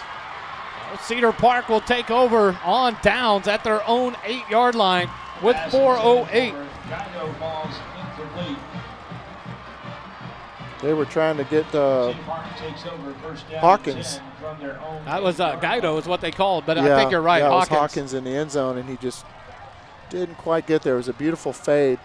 You really want to see Herman to Hawkins connection because those youngsters have been friends for so long. I remember when they were freshmen in the coach's booth, and there's Darson talking to Hawkins right now on the sideline, and Hawkins is so frustrated because he's a big tight end, been waiting for some big receptions. 1st and goal. Cedar Park runs it.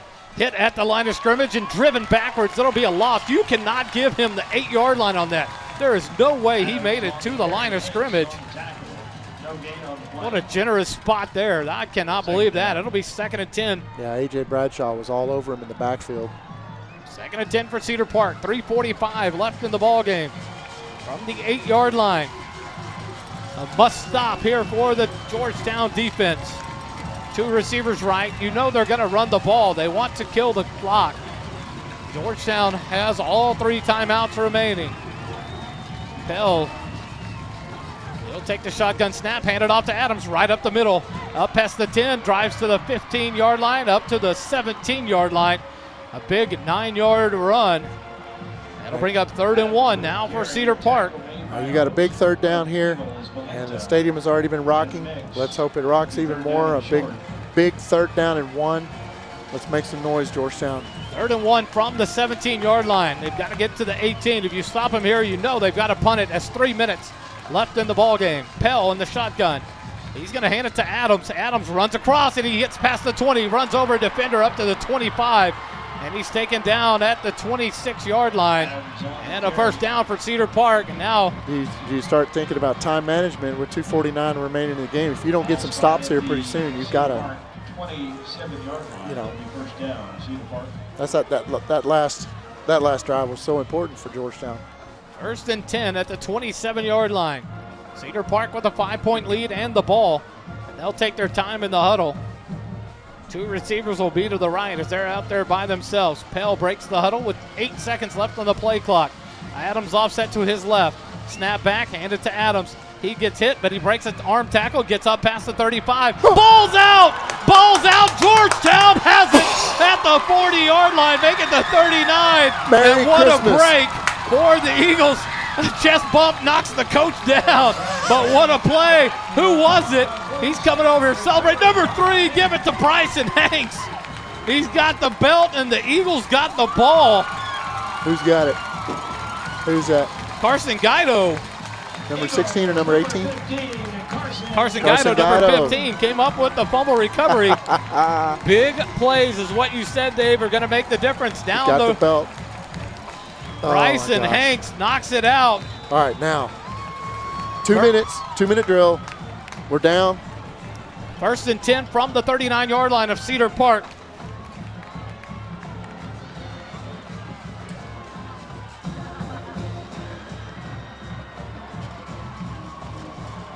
Yeah, it's great that the defense stripped the ball like that. I was just fixing to say it'd be so nice if they Hawkins stripped going to it. keep it to the left side. He gets around the 35, 30, 25, and he's taken down inside the 23-yard line. 1st and 10, a borrow from Morrow.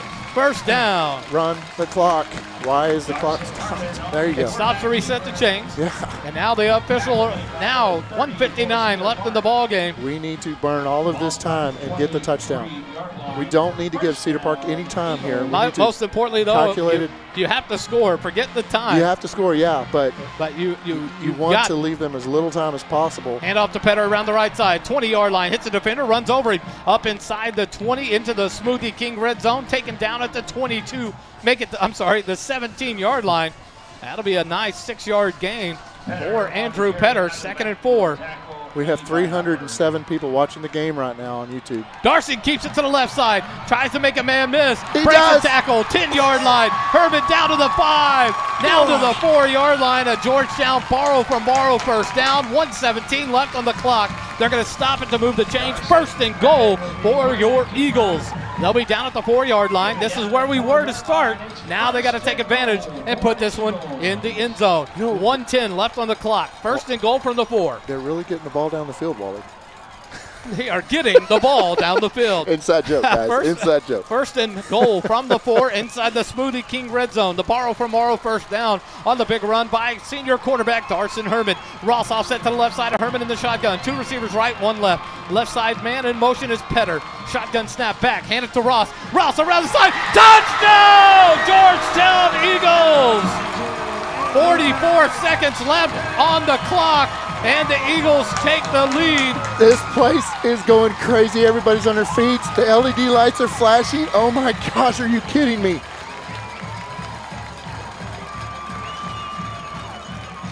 Devin Ross with a 4-yard touchdown run. Wow. We needed that. Eagles going for 2. They up 1, 43-42 with 44 seconds left in the ball game. And I believe Coach Griffin is going to take a timeout, his first Let's of the listen half. to that band. This is a huge play. Oh my goodness. What a night, man. We miss our sidekick, Kelly Duvall. I know he's probably getting He's noise on complaints in the hotel in Newark, New Jersey. Yeah. But Kelly, man, what a ball game. Oh man. I tell you what, this is a ball game that you just you couldn't have. Dave, I'm going to Doppler Dave Stradamus said it's going to come down to a big play in the second half. Big mistake. The fumble, the big mistake was the second fumble of the night caused by this Georgetown defense. So that turnover battle, and our now athletic director, when he was Coach Dean, he would always talk about the turnover battle. It was so big for him, and also not ever getting the ball over your heads as a defense. So we've had that happen a couple of times tonight. Yeah. But it's bend, don't break. Yes. Keep fighting. Yeah. Eagle fight never dies. Exactly. And I tell you what, tonight, these Eagles are battling these Cedar Park Timberwolves. 44 seconds left. The Minutemen press 2-point conversion attempt. Fake it. Herman, keep it up the middle. Herman breaks the tackle, and he's in for the 2-point conversion. So now a field goal doesn't beat you, it only ties it up. Yes. What a play there by the senior quarterback, Darson Herman. Breaks an arm tackle and then runs through a defender into the end zone for a 3-point lead. 45-42, the Eagles lead it over Cedar Park with 44 seconds remaining in the ballgame. Kick this ball as deep as you can. Pin them as deep as you can. Give your defense as much room as you can to bend, don't break, because we have 44 seconds to break this winning streak that Cedar Park has over your Georgetown Eagles. This is big, ladies and gentlemen. We thank you for tuning in to SHN Sports tonight, live from Georgetown, Texas, here at Birkelbach Field. This is a big game. And I know a lot of people, there's about 300 folks, 310 now watching. And there'll probably be a lot more come back and watch the replay of this game, but nobody's leaving. The Georgetown Eagle Football Booster Club scoring drive recap. A 39-yard touchdown drive capped off by a 4-yard run by Devin Ross, the senior tailback. Took 1 minute, 27 seconds off the clock, and the 2-point conversion converted by Darson Herman. 44 seconds left in the ballgame. The Eagles will kick it off north to south for the Cedar Park Timberwolves. Back, 2 men back right now, about the 15, 1 back to the 10. Carson Sauceda set the kick, and he is going to boot it, and it's going to be a squib kick. It's going to bounce up, be fielded at the 20-yard line. Cut across to the center of the field, up the middle, and he's tripped up about the 35-yard line. Thank goodness he had an open window there if he gets free there. But he's tripped up, make it the 35, 36-yard line. 37 seconds. Cedar Park has the ball. Now we need to watch for number 8 on the sideline, because they did that a lot right before the half when they were trying to put together that scoring drive. And they worked the clock. So our guys on the corners, they really have got to maybe there's an opportunity for an interception, because you know it's going to happen. And get up on them. Don't be 15 yards back. Get up on them, because you know they're going for the sideline. 1st and 10 from their own 36-yard line. 37 seconds remaining. 1 timeout left for the Timberwolves. Pell fakes the handoff. He's going to keep it on the runner to the left side, and he's going to lose yards. Oh, oh my gosh, please do not. You got to be kidding me. Coach Griffin all up. Oh, my gosh. Bryson Hanks almost got late hit out of bounds. Pell didn't even try to pass that ball. It was like a designed run. Well, he was just trying to get out of bounds, and he lost. And then but thank goodness I don't know how we didn't get a flag on that one. But I thought he went out about the 32. They're going to mark it at the 33. It's going to be 2nd and 13. This crowd is making so much noise, folks. 33-yard line, 31 seconds left. Pell back, he drops back. The blitz is on, and they almost get him. Now he's going to dump it off to the left side. Number 11, he doesn't go out of bounds. He gets tackled at the 45-yard line. No! You cannot mark him out of bounds. That was short. It's not a first down. I think he landed on top of somebody and fell out of bounds. He gave him a first down mark on that. That is horrible. 1st and 10. 22 seconds. 22 seconds left. You got to wind the clock. It's a first down. They set the chains. Cedar Park has the ball at the 46-yard line of Georgetown. 1st and 10. 45-42. Georgetown by 3. Pell in the shotgun. 2 receivers right, 1 left. Shotgun snap will go back to Pell with 22 seconds left. He drops back. He's looking on the near sideline. Down the middle of the field. And it's wide open. A touchdown, Cedar Park. Oh, my gosh. You can't let him get behind you, and the defense folds. Cedar Park to number 1, Cody Marshall. Unbelievable 54-yard touchdown strike with 13 seconds left in the ballgame. And Cedar Park takes the 3-point lead, 48-45.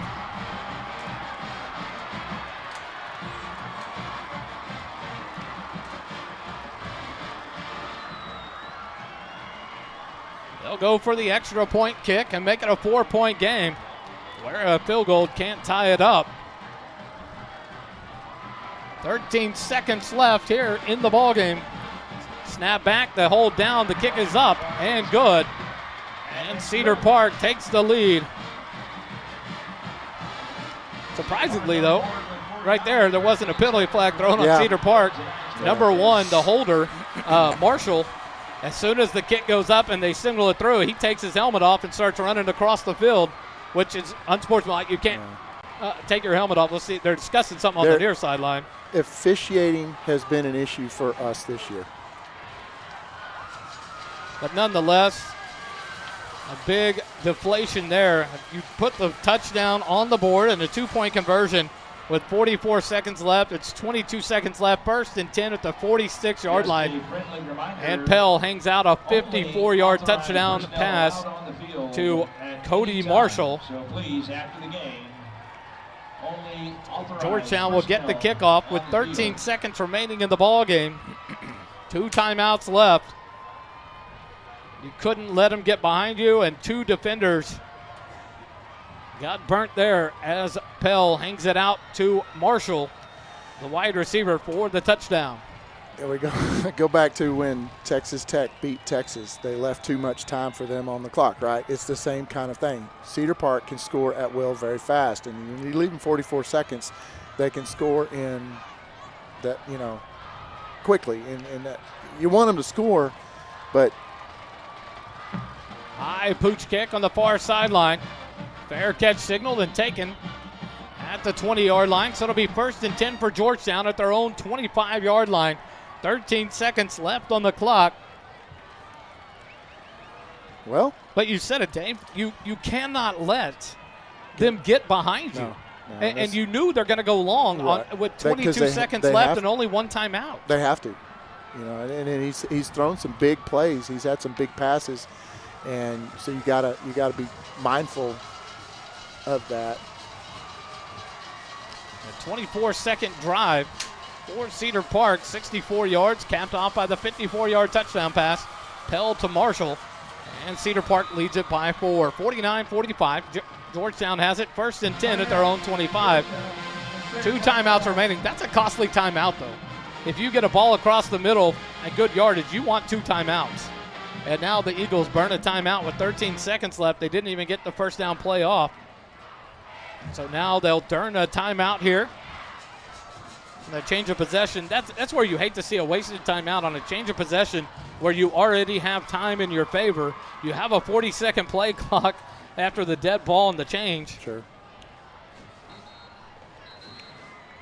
How frustrating for this Eagle team. The offense had just taking advantage of the turnovers given to them. They pounded in and scored the touchdown. Just to see the score. Yeah, it's tough. You've won the turnover battle. You've had 2 turnovers, and I believe you got points off turnovers each time, right? 14 points off 2 turnovers. And still, the defense is unable to slow down this powerful Cedar Park First program. and 10 from the 25. Herman back. Gonna have to get rid of it, and he does. Dickman. What's going to be the hook and ladder? He goes to the ground. Now he calls it incomplete on this side. You got to reset the clock there. You let too much time tick off on that. The whole time that's going, you can't let that clock run on the fumbled ball.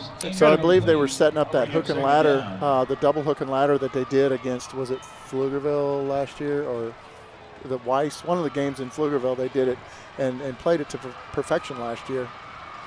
Now it's second and 10 from their 25. Scratch that. Who cares? They just need 75 yards in 6 seconds. Or they come up short against Cedar Park. Herman in the shotgun snap, takes it, drops back. Same thing across to Dickman. Dickman's going to pitch it, and a double one. But he's stacked up there at the 30-yard line, and that'll be the ball game. Cedar Park comes to Georgetown and steals a win. And now the cockiness of the Cedar Park Timberwolves. You hate to see that after, a great football game between 2 teams. The players turn around and wave at the bench and the fans of Georgetown. You hate to see that from a team like Cedar Park. They are clearly not the dominant team they've always been, and they're going to get beat this year in district play. Seeing this because their defense, we exposed a lot of things, I think. Sure. But then again, on the flip side, I think they exposed some of our defensive weaknesses that we've got to fix. Right. This was a very, very good district battle. You hate to see Georgetown not get the win, but we saw lots of great things and incredible plays out of some of your Georgetown football players tonight, Georgetown Eagles. It's tough. This one probably stings really, really hard because you had them at home. And there was a lot of times where you really thought, okay, this could this be it? Could this be the when we break the snap, and get the dub? But so tough loss. Your hearts go out to the Georgetown players and the coaching staff. but a classic battle. And Georgetown and Cedar Park have had several classic, hard-fought battles over the year. It has not ever been a cupcake. I mean, these two teams come when they show up and fight. They're fighting for everything.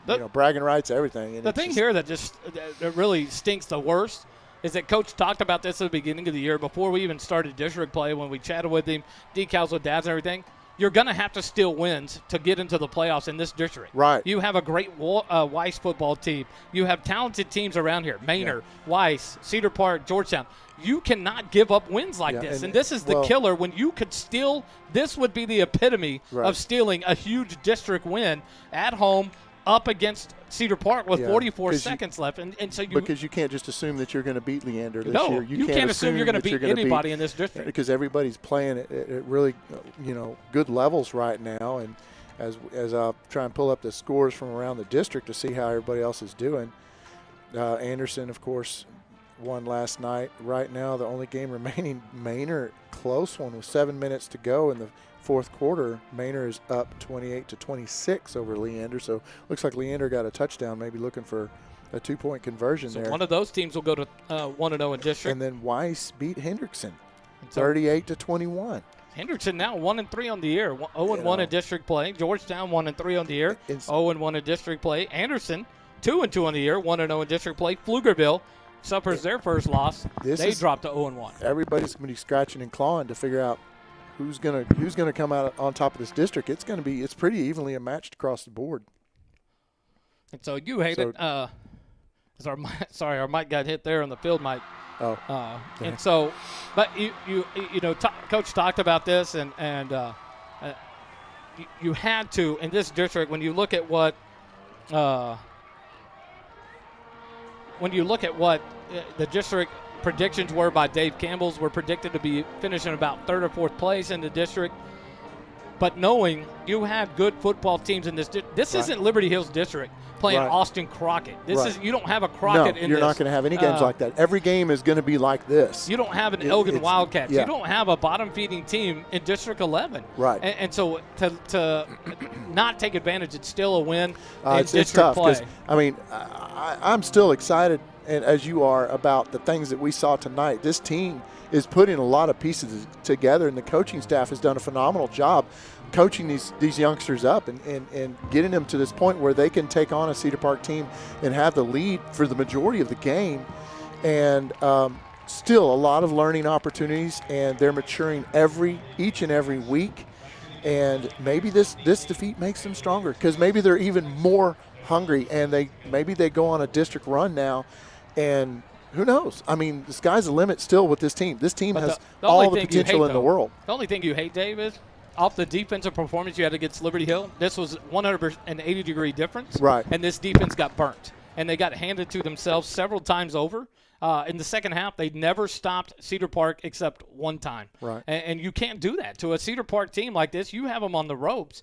You don't stop them in the second half but one time and allow 5 touchdowns in the second half. It's disheartening knowing your defense is why you were in that game against Liberty Hill. Right. And so that'll be interesting to talk to Coach about this week as we will be at the Booster Club meeting on Monday, and then the coaches show on Wednesday night is, what do you do from here now? Your defense just went 2 extrees. But the defense also got some turnovers. True. And exactly. they did have some stops. We did see flashes of good stuff there. So I'm still thinking that there's all the opportunity in the world. The coaches know exactly the areas that they need to clean things up, and they will work on that this week. They'll get coached extremely hard-headed before we head down to Manor next week and face the Mustangs, who played Leander. You don't have an easy game at Manor on the road. No, because Manor has always been a good quality ball team down there. So we'll take a quick break, try to come back with a couple of the stats to finish up to figure out where we stand, how this offense did. They ran the offense. If the offense plays like this against Liberty Hill, we blow Liberty Hill out. Mm-hmm. This defense plays like it did against Liberty Hill, we blow Cedar Park out. Mm-hmm. That's the scary thing is what direction do you go with this team? Right. And I think this is a bend or break week for this team to decide who they are. Right. And the coaches are going to have to control that because your offense did what they had to do the first week of district play against a very good football program. You came out and hung up 45 points on a great football program at home. Unfortunately, your defense gave up 49. And so where does that defense go from a great performance to a bad? But, we're talking about Cedar Park. True, but you're talking about Liberty Hill as well. Yeah. And Liberty Hill is just as dominant as a Cedar Park team in a different facet. Right. And you controlled their run. I'm proud of what I saw in terms of, what they did with this Cedar Park program because it was not a route. And this team, when we talked about it early in the year about the youth and stuff like that.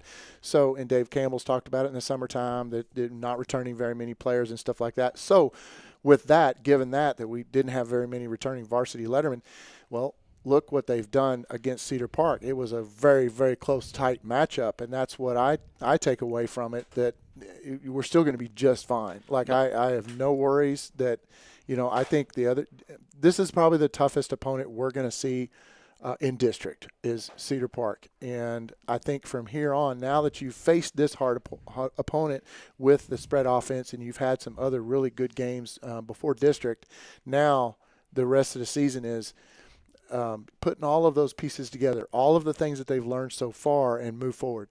And these kids are resilient. They'll bounce back. And the one thing I think has to be disheartening, if you just look at numbers alone, Dave, this team sits at 1-3. With 12 points separating 3 games from losses to wins. Right. But you can't win the close one. Right. And if this defense doesn't shore that up, right, this offense at some point, if they have a game like Liberty Hill, what do you do? If you don't run it, if you run into a defense that slows you down, and you can't stop in that close game, so there's things that got to be done. Yeah. And this coaching staff has done a great job of making changes. But it's a rough go into. Tough. There's been a lot of close ones over the years that we've been part of. I remember traveling to San Antonio to one of the older stadiums there, watching Bernie Champion play us. I think it was like 73-71 or something like that, and it came down to a 4th down play. The defense jumped off sides, the refs missed it, and the refs walked off the field.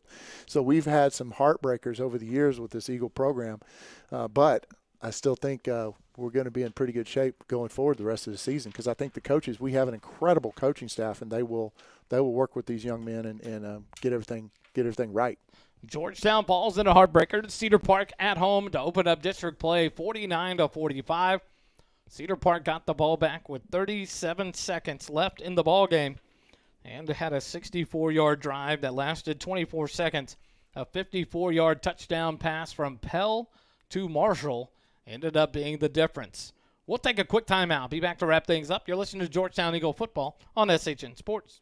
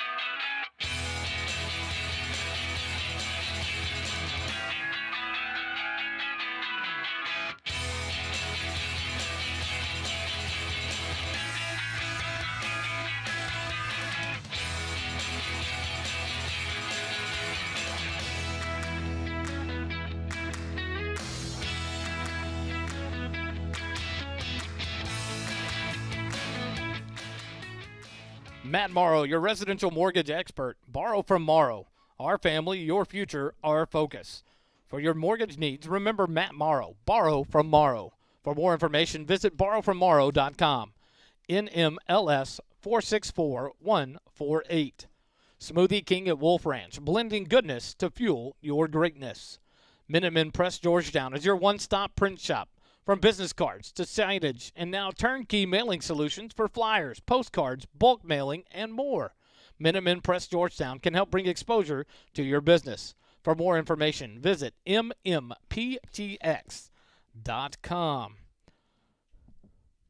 TXB is not your typical convenience store. Start over. Sorry. TXB is not your typical convenience store. We are open 24/7 and we serve breakfast, lunch, and dinner. We are a restaurant-style upscale convenience market. We serve fresh-made food such as hand-breaded juicy chicken tenders and hand-pressed tacos. We have a line of private label products including jerky, water, and tea. We believe in authenticity, hospitality, and integrity. We are Texas-born and would like to invite you to visit us at 1402, I'll get that right one of these days, 1402 Williams Drive in Georgetown, Texas. Come enjoy our delicious, fresh food and hospitality. Sit for a bit on our patio where our fun, friendly team is always serving up a big Texas welcome. We are TXB. I tell you what, Dave, what a ball game. The offense, you know what, Darson Herman ran like nothing I've seen already this year. The quarterback did a great job of controlling this. A lot of passes and a lot of runs. No turnovers for this Georgetown offense. Right. They did a great job of managing the ball. They did a great job of managing the clock. Yes. That is the frustrating thing about it. Yeah. I think they did so many things right. 22 seconds will haunt me the rest of the season. Right. The fact that at first down and 10 on a 54-yard bomb, you had two defensive backs allow a speedy receiver get behind them and take that ball into the end zone. You got to play prevent defense, right? And that's what you said.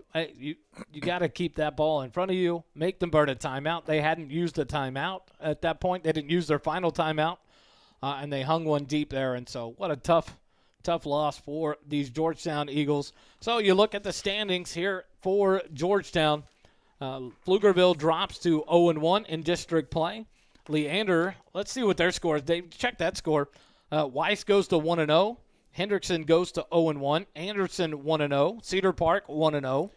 This is going to be the story of District 5-11, or Region 3, District 11, is Leander now has the lead 29-28 with 1:33 left in the fourth quarter. And that's the way I think every game is going to be in this district, is they're all going to be tight matchups. And there's not going to be any blowouts. There's not going to be a 72-3 game. And you know what else? We're not going to, at this rate, none of these teams are going to be able to get in their second team to give them experience to go into the playoffs, because you don't have those games where you've got these big blowouts where you can put in the second teamers and get them some experience leading into the playoffs. Yeah, God forbid any big injuries because of that. Yeah. You're not getting a chance to. I tell you what, you say that, and then Tucker Griffin has a passing touchdown tonight on a beautiful trick play. You look at all the scores, though, 49-45 for us, 38-21, Weiss Hendrickson.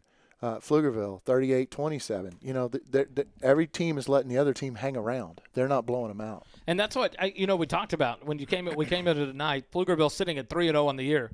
Who did they play? Because now Anderson comes in at 1-2 on the year and hung 38 on them and took the win. Mm-hmm. And so some different things going on there for Pflugerville, maybe kind of exposing them as they get into a tough district play. Yeah, Pflugerville has beat United Longhorns. They've beat McNeil.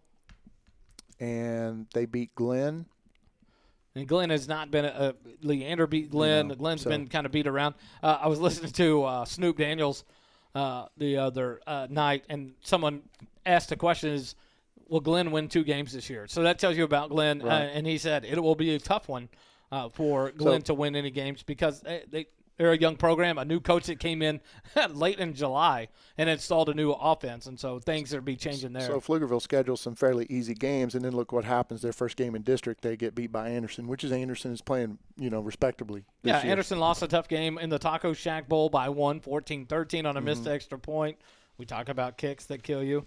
Carson Salceda looked great tonight. Knocked through his only field goal of the game. and then all of his extra points. And so he rebounds, the senior kicker. But it's just a tough one to look at. Leander beat Glenn by 3 points. So, and Leander lost to Vista Ridge by 2 points.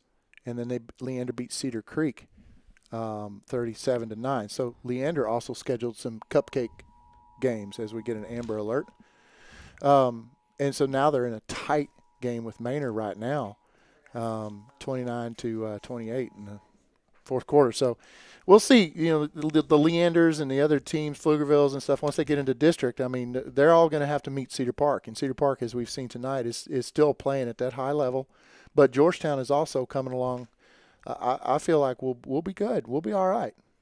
We're going to have an uphill battle because the next and I agree with you. This offense is going to put us in a lot of games. This offense is going to win us some games. Because Darson. The key at this point is going to be we can't let this defense break down now. They've got to rebound. Right. This coaching staff, like you said, is a good coaching staff.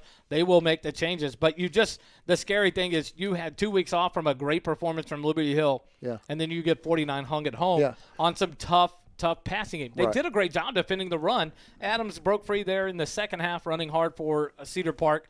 But that passing game really kind of exposed some things on the defensive backfield for the Eagles. And so some changes will come and some work will be done. But you have to do it before a tough road trip to open up the road district schedule at Manor on Friday night.